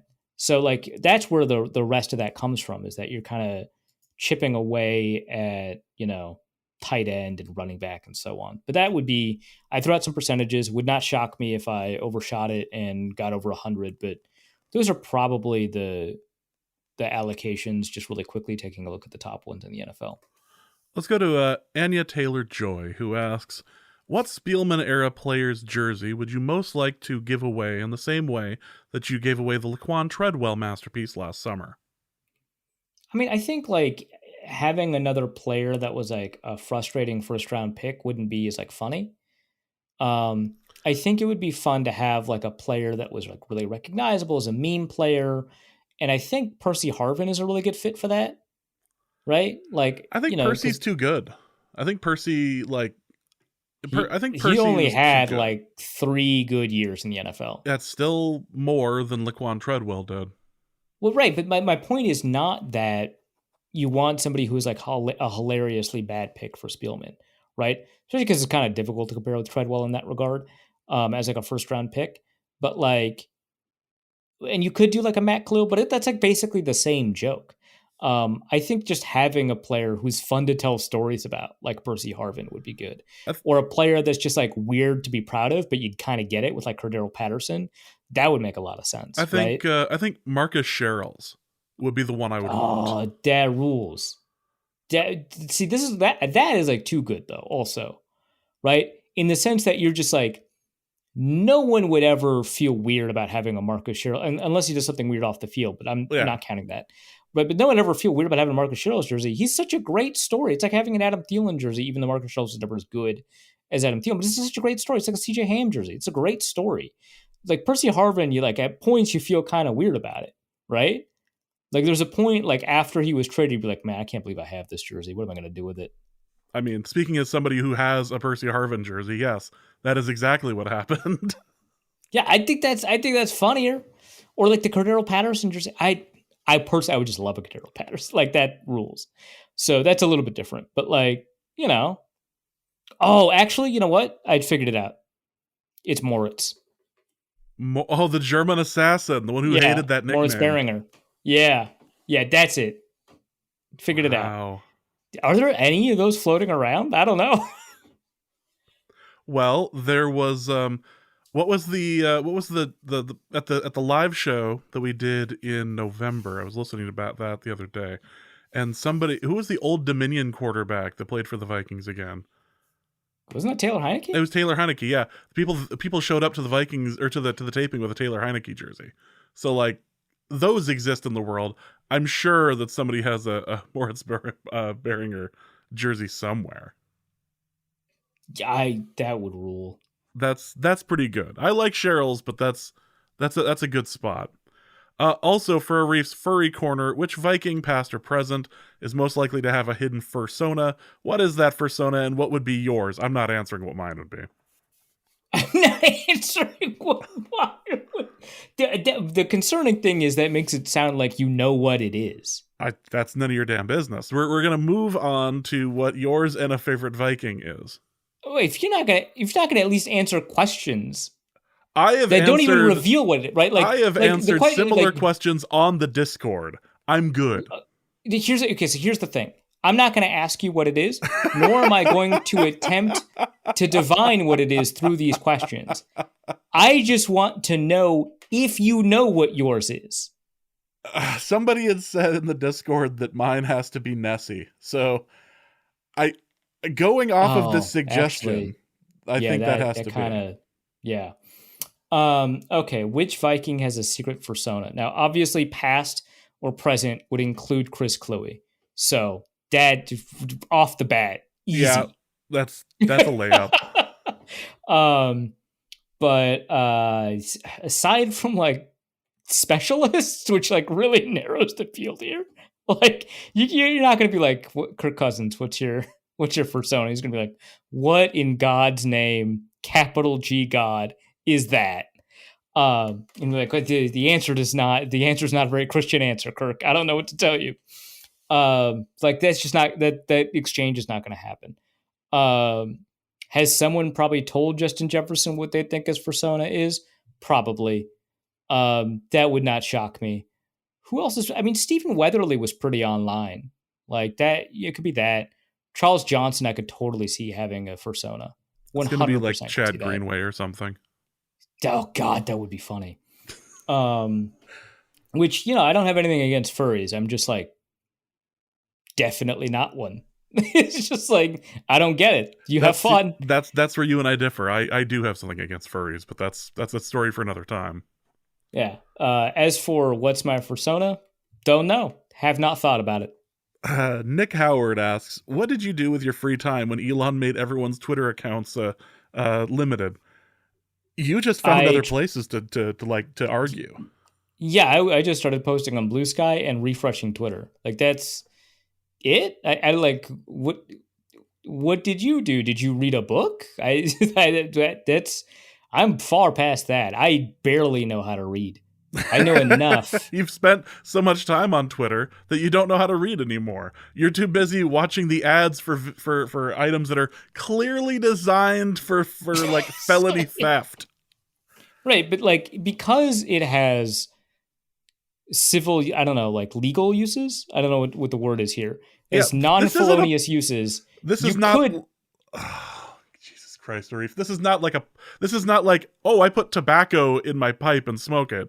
No, this is literally something that on Twitter this week, a video went viral that was clear. It was an advertisement for how to siphon gas using an electric pump, which could spark and cause you to like light yourself on fire and die. However, they were using it in a safe way. Here's the thing, though. Like, you could use that to siphon your own gas. Like, let's say, hey, I'm not going to drive this car in a while. and I want to be able to use this gas in the other car that I'm actually going to use. So you can siphon your gas. So there's a legal use there for gas, but also the video showed a number of legal uses. For example, if you've got water in a high container and you've got a jug lower than that water, you you could use the siphon to kickstart because the siphon is not like powerful enough as a pump on its. I think it's meant to use the siphon effect like very clearly. Like it's how do you siphon gas? Well, now you do it without having to put like the risk of sucking gasoline into your windpipe, right? Like, it's basically right. But anytime any liquid is in a higher surface or a higher container and you want to put it into a lower container, this will help. That includes water or your own gas that you might want to transport or put into another vehicle. Like, there's legal uses. It's just, it's not, what I'm saying is that it's not like you find a bong, that's drug paraphernalia. No judge in the world is going to be like, okay, I see you could use tobacco or whatever, right? No judge is going to be like that. But, it's just, people use pumps for all kinds of things. Yeah, like siphoning other people's gas. That is one use. Your Honor, let's not focus on the illegal uses of my item. Let's go to Logan Bolsharif, who asks, for Reef's Cookie Corner, there's a crumble cookie opening in town soon. God. Can you get my 3-year-old a job there? Are you in Wisconsin? Because it seems like your 3-year-old's not going to need a lot of help to land a job. Let's go to oh my god. Let's go to Euleron. For Reef's Beekeeping Corner, I captured my first wild swarm today. Congrats. I was gonna bring the colony home in a box, but the homeowner was concerned that all the scout bees would be left behind. We opted to get them started in a hive at his house with the intention of transporting them in a couple weeks after they're established. Was this the right strategy? What are the moral implications of relocating a bee swarm and leaving scout bees to their doom? Okay, so if you transport a beehive and the beehive does not have any foragers, they will die. Apparently, there is something, because it takes a while to replace them. Evidently, there is something of a rule that you can either move your beehive 3 feet, or 1, 2, 3 feet, or 3 miles, and not anywhere in between. And the reason for that is because bees develop, especially the foragers, develop the articles I've read call them mind maps, but a mental map of the area that they're in a 3-mile radius. And they tend to like kind of spiral out to do that. And if they're within that 3-mile radius and they recognize landmarks, they've got a kind of an intuitive understanding of where that hive is. Move that hive more than 3 feet, they're not going to find it. They're not going to be able to see it. And so they'll get lost and they'll die. And then without foragers, the beehive will die. When you're outside of that 3 miles, you're not going to recognize those landmarks. And so they're going to have to forage again. But you need to essentially let them know that they're in a new spot. And so you create essentially like a set of landmarks as soon as they exit the hive to let them know things have changed. So, for example, the one website I was reading, which was the name of it, betterbee.com, who, from my understanding, are the best journalists in the beehive industry because they showed up first in a Google search. I feel like we just covered this. Well, yeah, Pro Football Network is the best football, so because it shows up first in a lot of these Google. Like, come on, what's wrong, James? Nothing at all. Okay, great. So, you need reorientation prompts, essentially letting them know as soon as they exit the hive that they're in a different spot. So there's a lot of ways you could do that. So you can rotate the hive so that the exit and entrance is oriented like in a different way. So if it's facing north, you have it face south. If it's facing east, you make it face west. You make sure that the exit and entrance process is just substantially different. So putting up a number of like leafy branches that they kind of basically have to navigate through It's an immediate tell, and you can remove those after some time. But immediate tell that they're in a different spot. Putting them very near like a fence or a tree to tell them they're in a big spot. And you can move it after you've established they're in a different spot. You can move those branches. You can move the hive itself, but you want to move it 2 feet at a time. Basically, otherwise you're not going to find the hive. So 2 feet. Give it a couple of weeks. 2 feet. Give it a couple of weeks. 2 feet. So yeah, that's all that. But to answer the question specifically about the scout bees or the forager bees, bees don't fly at night. They'll all come back into the hive when there's no more light out. So if you move the hive at night, all of the forager bees will be there. So you want to make sure that you're moving it like when it's like below 80, below 70 even, and above 50, because when you move it, you're going to want to, plug up the hive and make sure the bees aren't leaving and stuff like that. And if you do that, a lot of activity is going to make the beehive overheat. So you want to do it, not when it's 80 or 70 out. That's going to make it more prone to overheating. And obviously you don't want to agitate the hive when you move it. Otherwise, that's going to create additional movement inside the hive.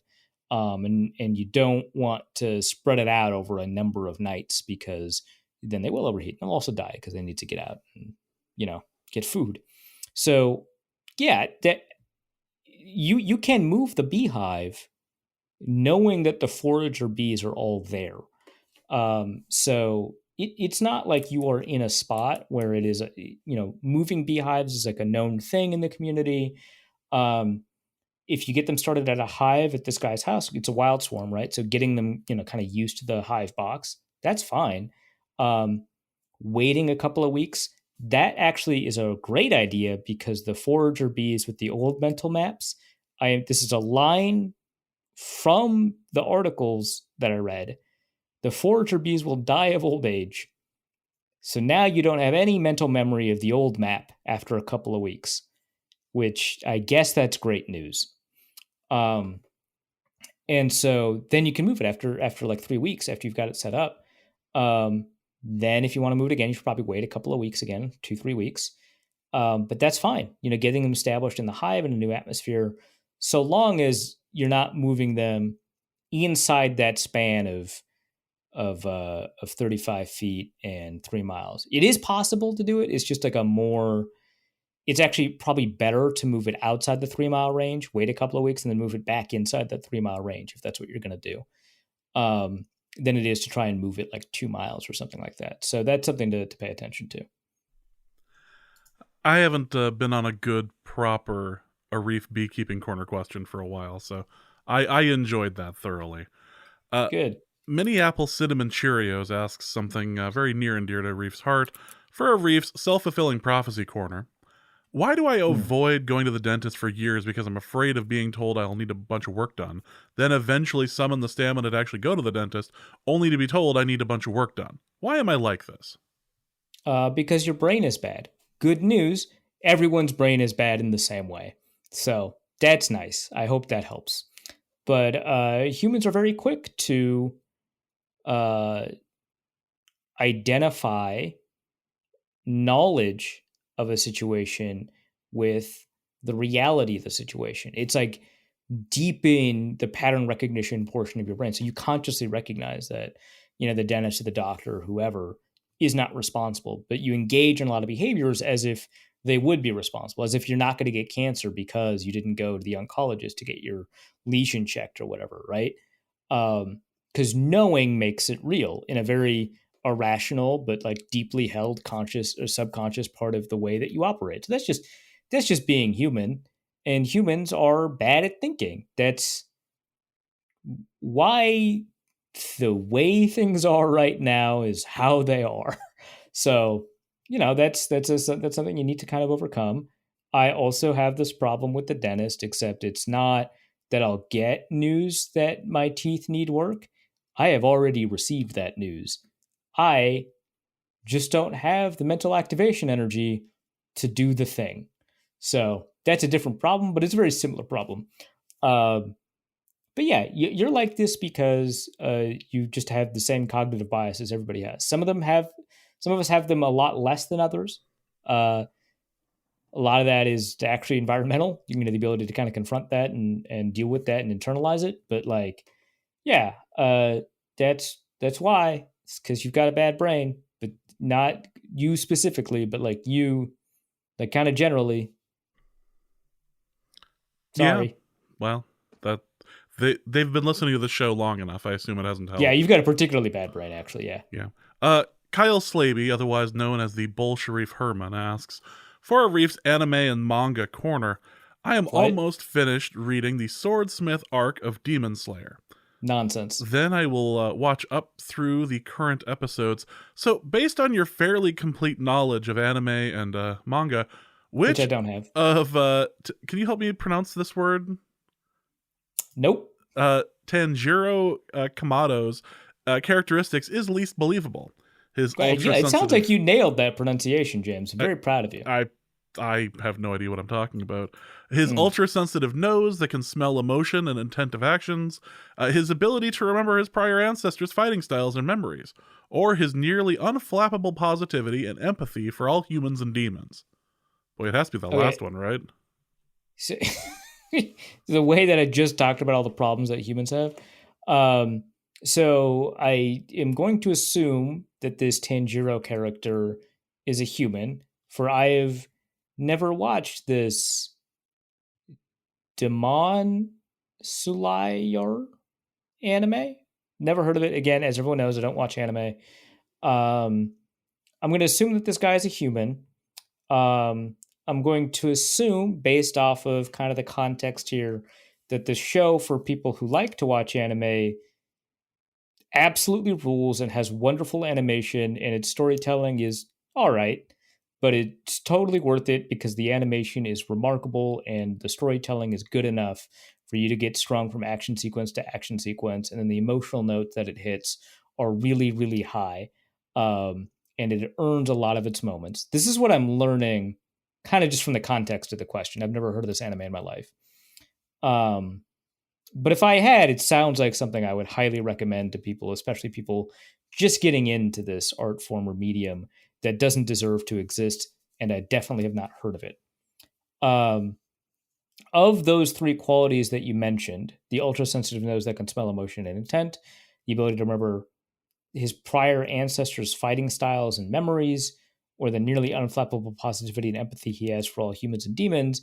If my meme answer is obviously that last one, but like in reality, it's definitely not that one. That is the thing. This the reason that we exist. Like the humans have a tendency to empathize with other humans and animals, and they can only form societies because of that. And it is the fundamental building block of that belief, which is weirdly optimistic for me, the fundamental building block of my political uh, philosophies. It's the nose. Like I understand the prior ancestors' fighting styles and memories, like genetic memory doesn't feel like a thing, but like there are so many cues that we're not aware of from our environment that inform that, and there's like an emergent evolution kind of thing going on here. He's as a human, he just doesn't have that. No, obviously it's the ancestors thing. Come on. Yeah. Room Bolsharif asks, which episode of The Adventures of Pete and Pete is the best? Anyone that features the strongest man in the world, Artie, the strongest Artie. man in the world. It's the episode I kind of remember the strongest is actually God. Okay, well, I love the one where he has to fight the evil bowling ball. That rules. I But the one I believe remember the that's. strongest. I believe that is Farewell, My Little Viking. Wow. Okay, you've got a stronger memory of this show than I do. The show rules. Um, I obviously connected with the younger Pete growing up, but the older Pete was the point of view character and honestly probably more interesting. But I don't remember it all that well. But it's the one where they all get stuck in the school overnight. Um, and like, Very good one. Very good one. yeah, it just rules. It just rules. There's a lot of them with like I forget the name of the bully that are like pretty good. But yeah, that show was so good. The ones that I'm thinking of, there was a dance episode where Iggy Pop ended up being the father of one of the kids. I That's remember killer. that one. The King of the Road episode where Oh the dad yeah. ended up getting the correct license plate after he had won. They Uh-huh. like were stacking things on top of the car. I remember that. The 4th of July episode. I just actually Mhm. watched that the other day since my brother had mentioned it. There was one other one. Oh, there's the Valentine's Day episode. I I actually don't. Wait, did the bully feature pretty strongly in that one? I I I don't believe remember that so. one. I don't Yes. think. Okay, yeah, maybe I Open do. face. Yes. Yes, it was. Yeah. Okay. Yeah. I, Yeah. I Yeah. I had to Google that one because I kind of remember that one, but I remember the Valentine's Day episode being really good. So, but yeah, my favorite I think has to be the Farewell My Little Viking with fighting the bowling ball and all that. Although there was an episode where he tried to like use the hour of like of like time during like a daylight savings time thing and like tried to like travel Oh backwards in right. time during it. Yeah. So God, what a show, man! Because it's like it it attempts to find some, like it again. My memory of the show is not amazing, but my understanding of the show is that it attempted to find in every episode something remarkably mundane that we just kind of understand as like a part of life, like radio contests or hey, this guy kind of lost his mojo bowling or whatever, right? And turn it into the whole episode in some like amazing and absurd ways. It relies on like really good character writing. yeah, the 4th of July episode was the one where the dad was like walking around with like a metal detector and he found a whole like Buick in the sand and like drove it home. Like there's no way you could do it, but like that was what they did that day. I was like, yeah, that makes sense. You just kind of accepted it and moved on. Yeah, yeah. Don from Ohio asks, start, bench, or cut? Randy Moss, Chris Carter, or Justin Jefferson? This is so easy, right? Like, and I understand like two of these guys are Hall of Famers, and I'm gonna be cutting one of them. But like, I feel like everyone's gonna have the same answers. You start Randy Moss, you bench Justin Jefferson. Sorry, Chris Carter, but Justin Jefferson is also on his way to the Hall of Fame right now. That's I don't think many people are questioning that. He would have to put together two, not one, two bad seasons. But Randy, like, so obviously Jefferson is like more consistent, right? Just season to season than Randy Moss. But like, come on, man. Justin Jefferson's not the greatest receiver of all time. And maybe you could say that Randy Moss isn't, but at least you've got the argument, right? He's no question he's a top three receiver in NFL history. No question. And most people would have him top two. Some people take T.O. over him, but it's like Jerry Rice and Randy Moss, right? And the typical split is for one game you want Randy Moss, for a whole career you want Jerry Rice, whatever. I'm not going to litigate that here. But that's obvious you have Randy Moss. Yeah, Justin Jefferson, extremely good, though. no matter who's making the argument, Randy Moss is in the top 3 discussion regardless. Yeah, It's no question. that's just where it's at. Yeah. Jefferson has the ability to get there. We'll see if he does. And Don from Ohio has decided to make this question about me, so let's have fun with this. To end this episode, hey guys, it's been a long time coming, but you guys need sponsorship for the podcast. We don't. No, we don't. I know Blue Chew. If you're willing to hear your name called at the beginning of an episode and you think of that as a sponsorship, by all means, quote unquote, sponsor us by subscribing to our Patreon. But that's we don't need sponsors. Become an executive producer today. However, I know Blue Chew would make the most sense for the target audience, but that's so 2022. The obvious choice is Pit Boss Grills, specifically wood pellet grills. James has been such a fan for so many years now, and he helps so many Norse Code followers switched from the insipid wood fire cooking style to this safe, practical, and awesome way to cook food. What do you say, gentlemen? No. So I got so I downloaded the app, so I'm able to track the temperature of the outdoor oven as I am doing whatever it is I'm doing while I'm waiting for it to come up to temperature, which admittedly does not take terribly long. However, when it does reach temperature, I get this wonderful notification because I named the grill when I hooked it up to Bluetooth and thereby hooked it up to the Wi-Fi. So every time it comes up to temperature, it literally says, the outdoor oven is set at 400 degrees. That's killer. That hasn't gotten old yet. I That don't rules. want to be in a situation where it gets old. That is still very, very funny to me. We don't need a sponsor, and Pit Boss doesn't need to sponsor me. I'm enjoying my $50 grill that I didn't set out to buy, but am, using all the same. It worked. I'm getting better at using it now. I'm not Okay. scorching things as badly, because when you first get grills, you have to figure out the hot spots and all of that. And Yeah. maybe you need a diffuser or something to make it so that it's not giving you a direct heat on the things that you need. But it's getting there. This weekend I had for the 4th of July I had 3 big beer can chickens in it, and it worked pretty well for what I needed. Didn't get the skin exactly where I wanted, but everything else was fine. Like, it was palatable. I am begrudgingly enjoying the outdoor oven because of its convenience and my lack of ability to just sit down and focus on like making the food, as opposed to like, oh well, I can just set this and forget it. I am embracing the lazy. I that's rough. I mean, far be it from me, because I didn't do any of the work, so fair enough. Like, but I'm just saying, like, I've had the outdoor oven food, and it was pretty good, right? Like, it was pretty good. I've also had food from a smoker, and it was phenomenal.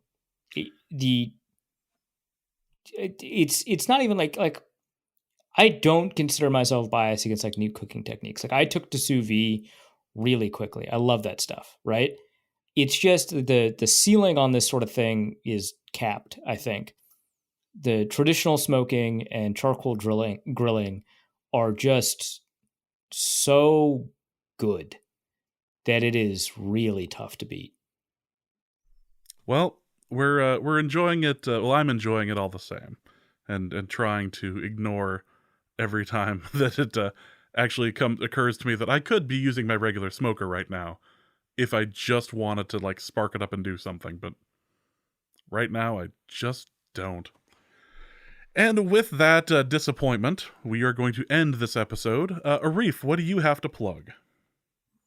So I've got a number of pieces up over at Pro Football Network. A lot of them are Vikings oriented, because that drives more traffic for us when I write about Vikings articles than when I don't. So we've got a little bit more focus on the Vikings from me, at least for the moment, just based off of kind of the numbers that we're looking at. A piece is going to be coming up soon on the offensive line issues. I talked about breakout candidates, surprises to get cut, dark horses to make the roster, that kind of thing.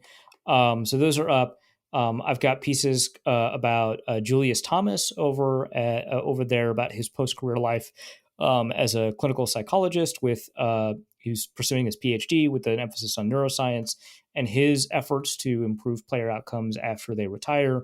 Devin and Jason McCourty on their post-NFL career life, and also why Devin McCourty chose to retire from the Patriots. Piece from Atlanta receiver Mac Hollins. Just a ton of stuff there that's been a ton of fun to write about, talk about, and have been kind of pretty relevant to the stuff. The Viking stuff, anyway, is pretty relevant to the stuff that we're covering here. So that's over at profootballnetwork.com/author/ahassan. I get to plug something too this episode. How about that? I'm actually fulfilling a bit of a lifelong goal at the moment. I am involved in a voice acting play, like a radio drama thing in Crookston, Minnesota this month. Oh, dope! I've been looking forward to it. It somehow managed to fit in my schedule just right. So if you happen to be in the Crookston, Minnesota area on July 17th, 18th, or 19th, over at the Crookston Eagles Club in downtown Crookston, Minnesota, about 7 o'clock at night, there is going to be there are 3 performances of vintage Hitchcock. And I am the narrator for a little bit. I'm also like several characters. We have a whole group of people out there doing this, and sound effects and all of that. So it is full on audio drama stuff. I've always wanted to do something like this. This is the worst year for me to do it because I have so much going on this like month and the month after this whole year. I finally get to do the thing I want to, but oh geez. It happens to be at a time when, I'm like losing my mind in so many ways. So it's like, oh, absolutely. This is the thing I've always wanted to do. I literally tried to start a podcast at one point that was going to be like people doing 40s style radio dramas.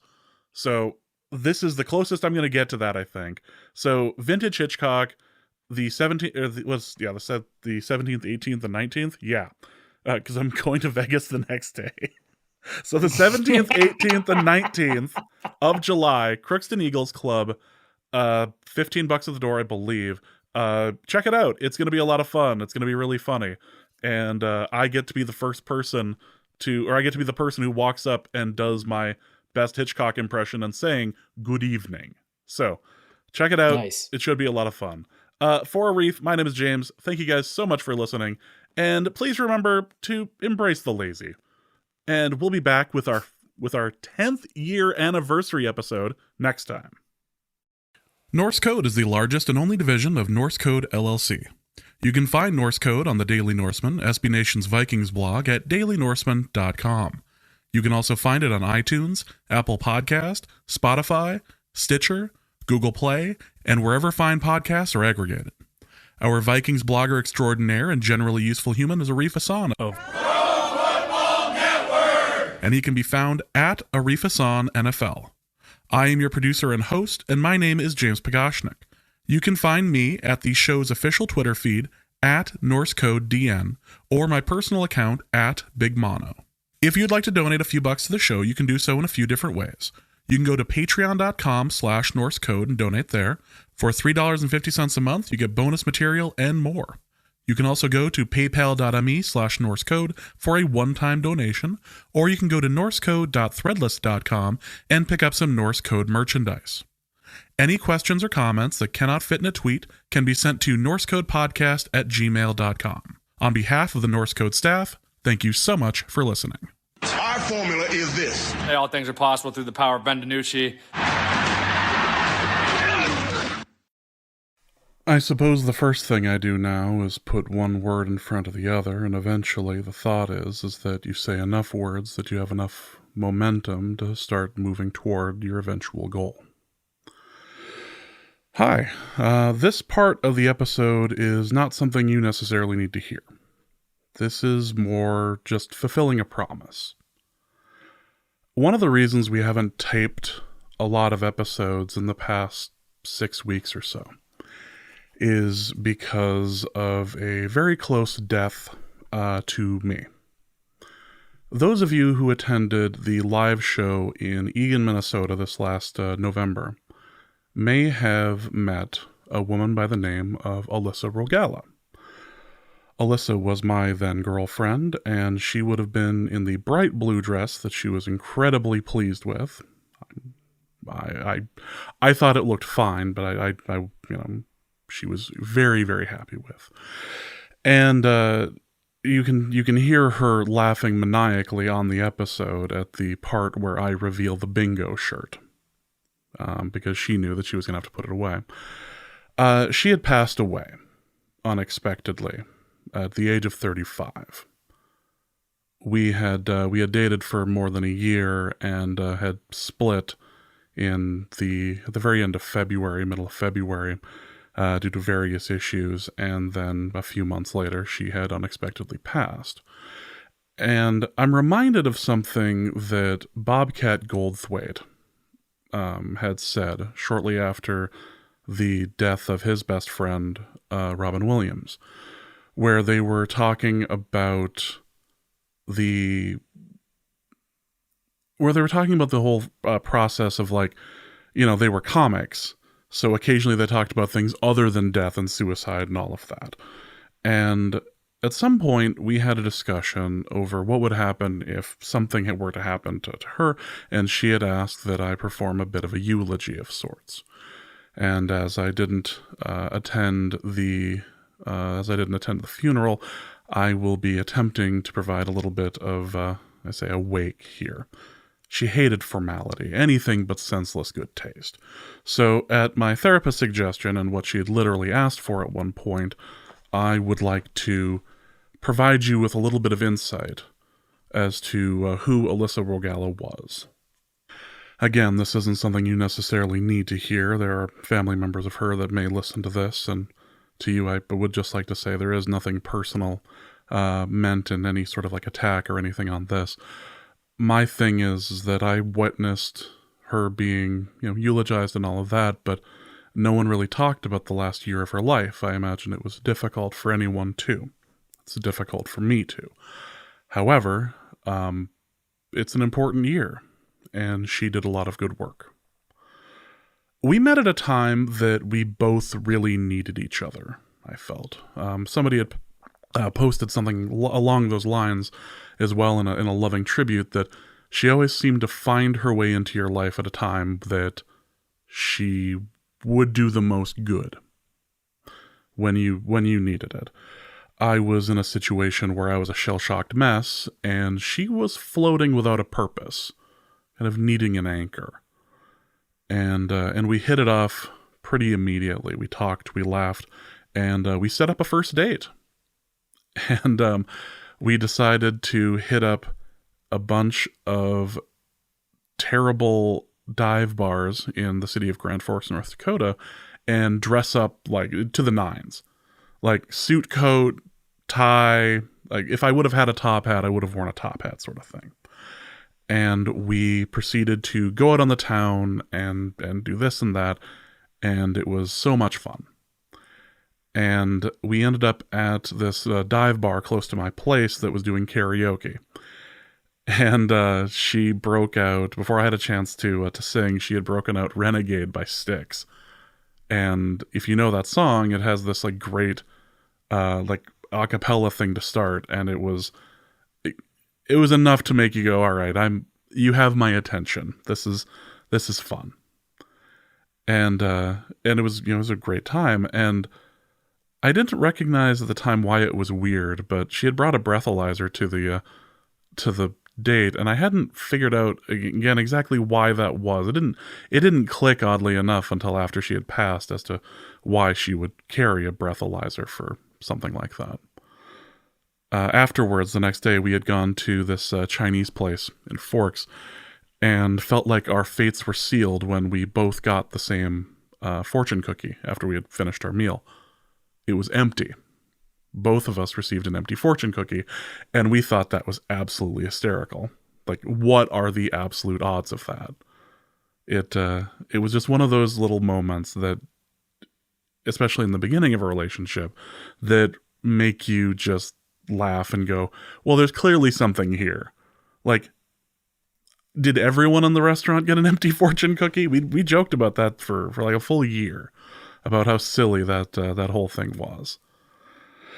She was incredibly funny. Jesus, she was funny. She was a bubbly little nihilist.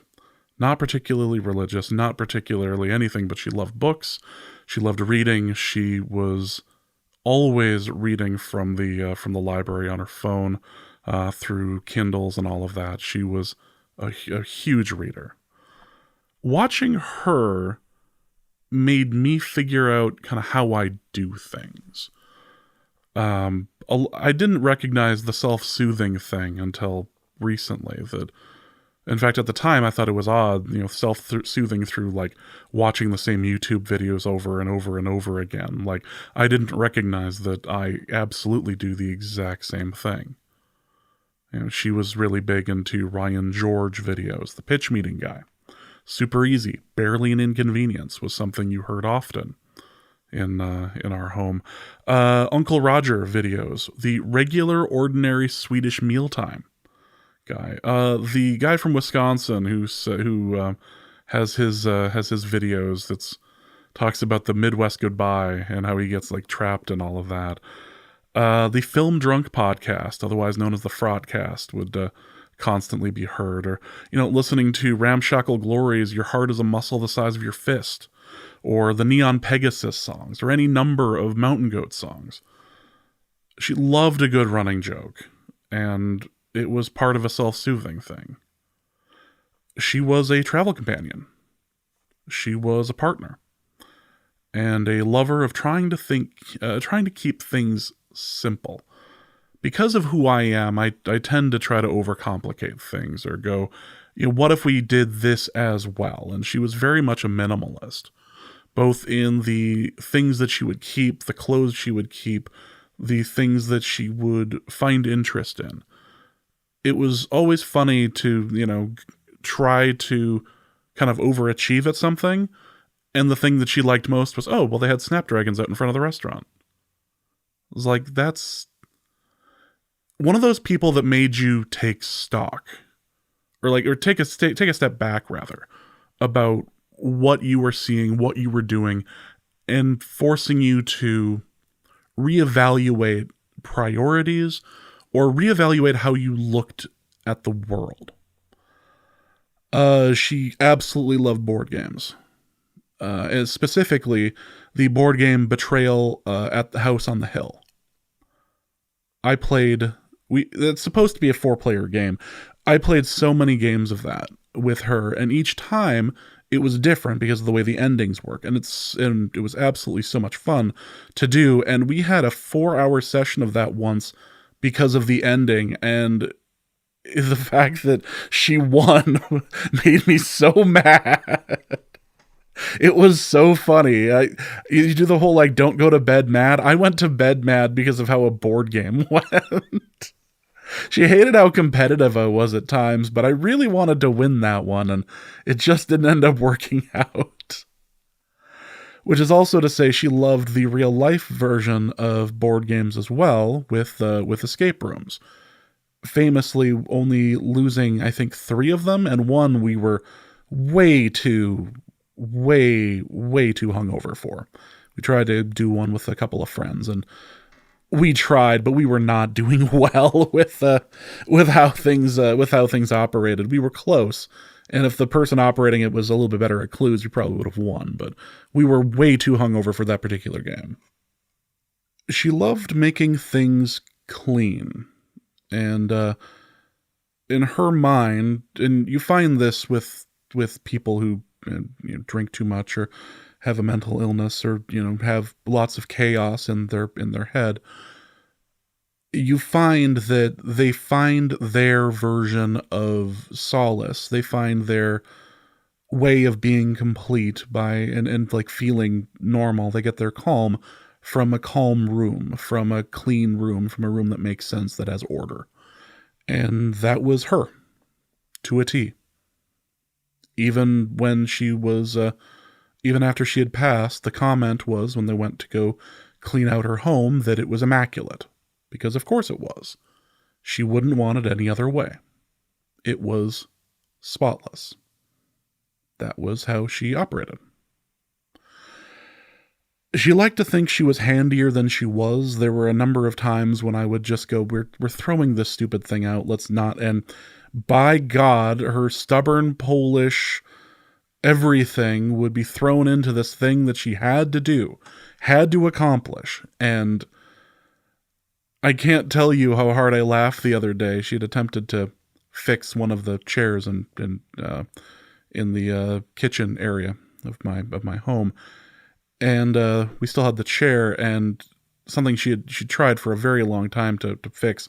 It broke again, and it's not fixable now. And I can't tell you how hard I had a laugh, because I remember saying that thing wasn't going to last 6 months. I hate being right about a lot of things. That was definitely one of them, but I did have a good laugh, and I think she would have enjoyed that thought. She was a fighter. She was a cheerleader. Incredibly loyal. Selfless is a word that has been used to describe her often. Was somebody who would absolutely give you the shirt off their back, was the sort of person who would ask not if I can help, but how. What can I do to make this work? She was a teacher. She worked at Camp Wilderness for several summers. She was a climbing instructor for the Boy Scouts. Encouraged my son to get into the Boy Scouts, and I was really happy that she had provided that push that finally got him into doing Boy Scout stuff, and it's been a real pleasure that he's been doing it since. And I have her to thank for that. She loved winter, which confounds some people.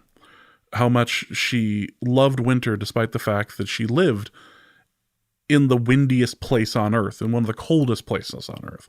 But she absolutely loved winter. Her reasoning for it was actually really simple, and it was a lot of little things. But for those who don't understand why she loved winter, this is why. Her words here. It was taking that huge breath of cold air in your lungs. Christmas lights, snow angels, getting into your car after hurrying through the cold, scarves, Christmas music, and her snowmobile that she loved more than most humans.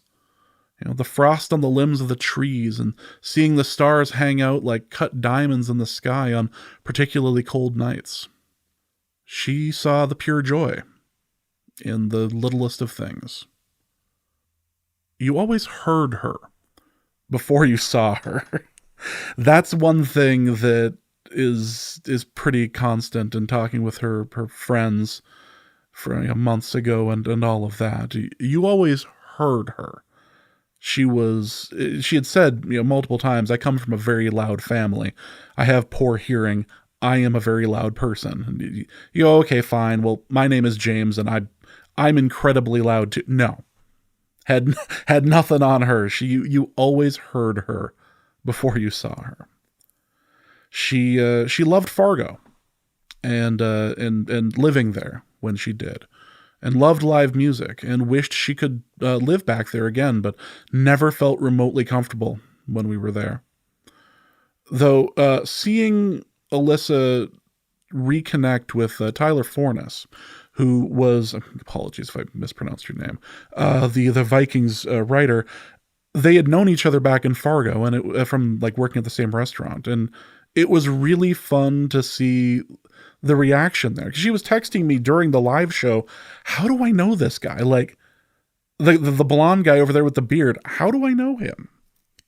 It was so funny that the world was so small for just a moment that they were able to reconnect. And she really enjoyed that. She thought that was phenomenal. That somebody who listened to the show was somebody she knew back in the day. She had a rescue named Mia that she loved very much. Despite the fact that I'm hilariously allergic, Mia was a staple of visits out to the cabin where she was living for a while, or bringing Mia over to town for various things. Mia was a good dog. She was the mopiest dog I've ever seen, and had a terrible separation anxiety. Anytime we went out at the lake at the cabin in the boat, you would hear Mia just howl from across the lake as she could see the boat. She knew you were in there. She was just trying to make your life and the life of every home on the lake just absolutely miserable. She loved nature. She wanted to be a vet, like a large animal vet, and found out that she was allergic to the animals that she wanted to treat. So that kind of put a damper on that. She always found it funny that was going to be her life goal, that was going to be her life drive, and then she couldn't do it.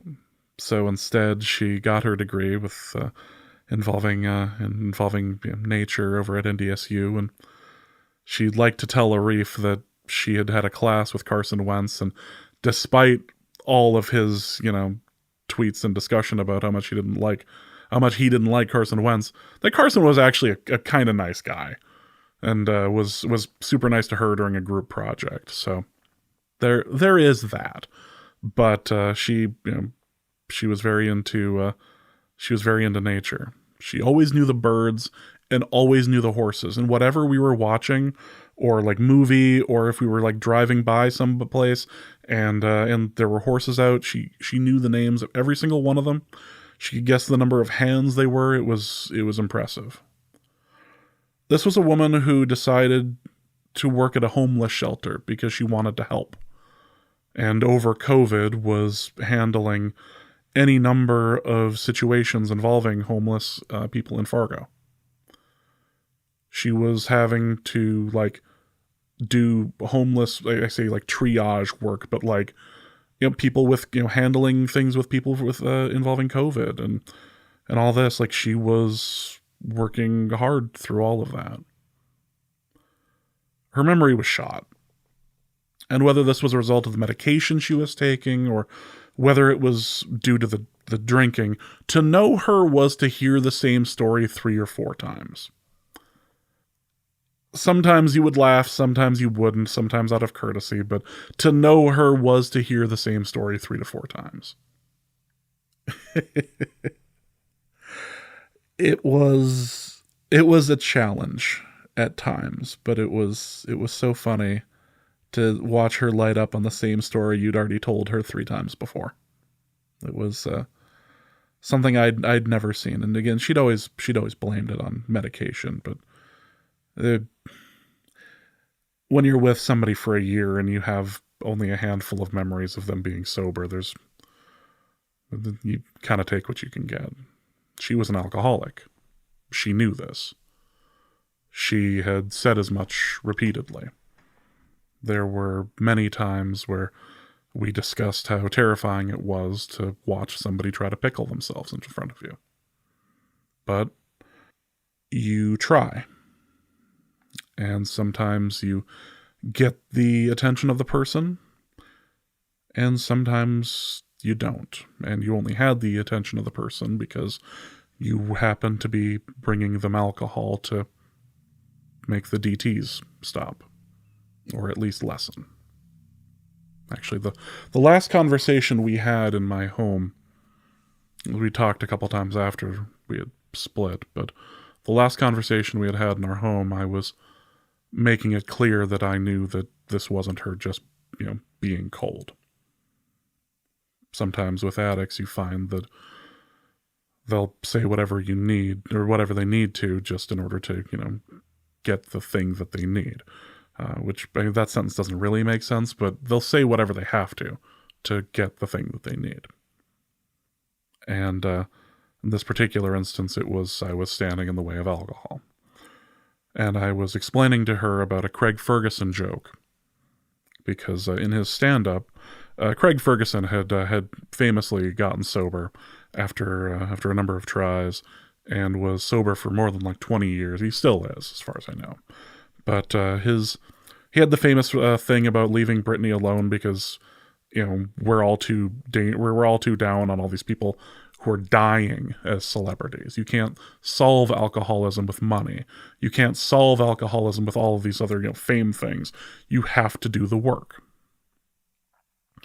And I was telling the story that when he went to rehab, they put all the alcoholics were doing Jenga for their activities, and you could tell the ones that were getting close to being out of rehab.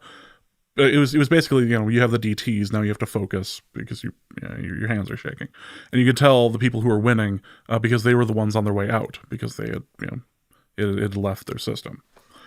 And I was telling her that, and there was absolutely no recognition of, oh, I totally understand why this is being said. I might as well have been speaking French at that particular moment. Not Swedish, which she was actively trying to learn for a while, but yeah. My hope was that she'd finally get sober, and she never got a chance. Her body and liver gave up the fight, unfortunately, at 35 years old. My dream was that she'd go through the program eventually and make amends. Having a backyard conversation, going through the steps, and knocking on my door one day, and we talk out, not talk out everything, but go over things and see that she's in a better place. I had this dream of that being the case, but unfortunately, that's never going to happen. My life is so much better for having known her. She was a tortured soul for years and years and years. This sort of thing doesn't happen at 35, and we get to blame the last year on it. She knew this was coming based on conversations we'd had about, drying out seizures and all of that. She knew she knew something like this was possible and was coming. It's unfortunate, but she was a tortured soul. You don't drink as hard as you do at 35 without dealing with things like this. She was right for far more than she was wrong. Our last conversation wasn't pleasant, as you'd expect a breakup to be. I'd been advocating for her to get sober, and she recognized her issue, but she wasn't ready for help. I cannot tell you how much I wish I would have pushed harder. But now you can rest. I hope you were wrong. And I hope you're happy now. And I hope you're reunited with your best friend, John. And I hope he appreciated all of the pour one out jokes that you would have, or going over to his grave and over at Gateway in Columbia and taking a shot of Honey Jack or whatever the hell that was and pouring one down onto the ground for him. I was of the belief that it felt like you were on a speed run to meet up with him, and you finally got your wish. But I hope you're wrong. I hope you're reunited, and I hope you're finally at peace.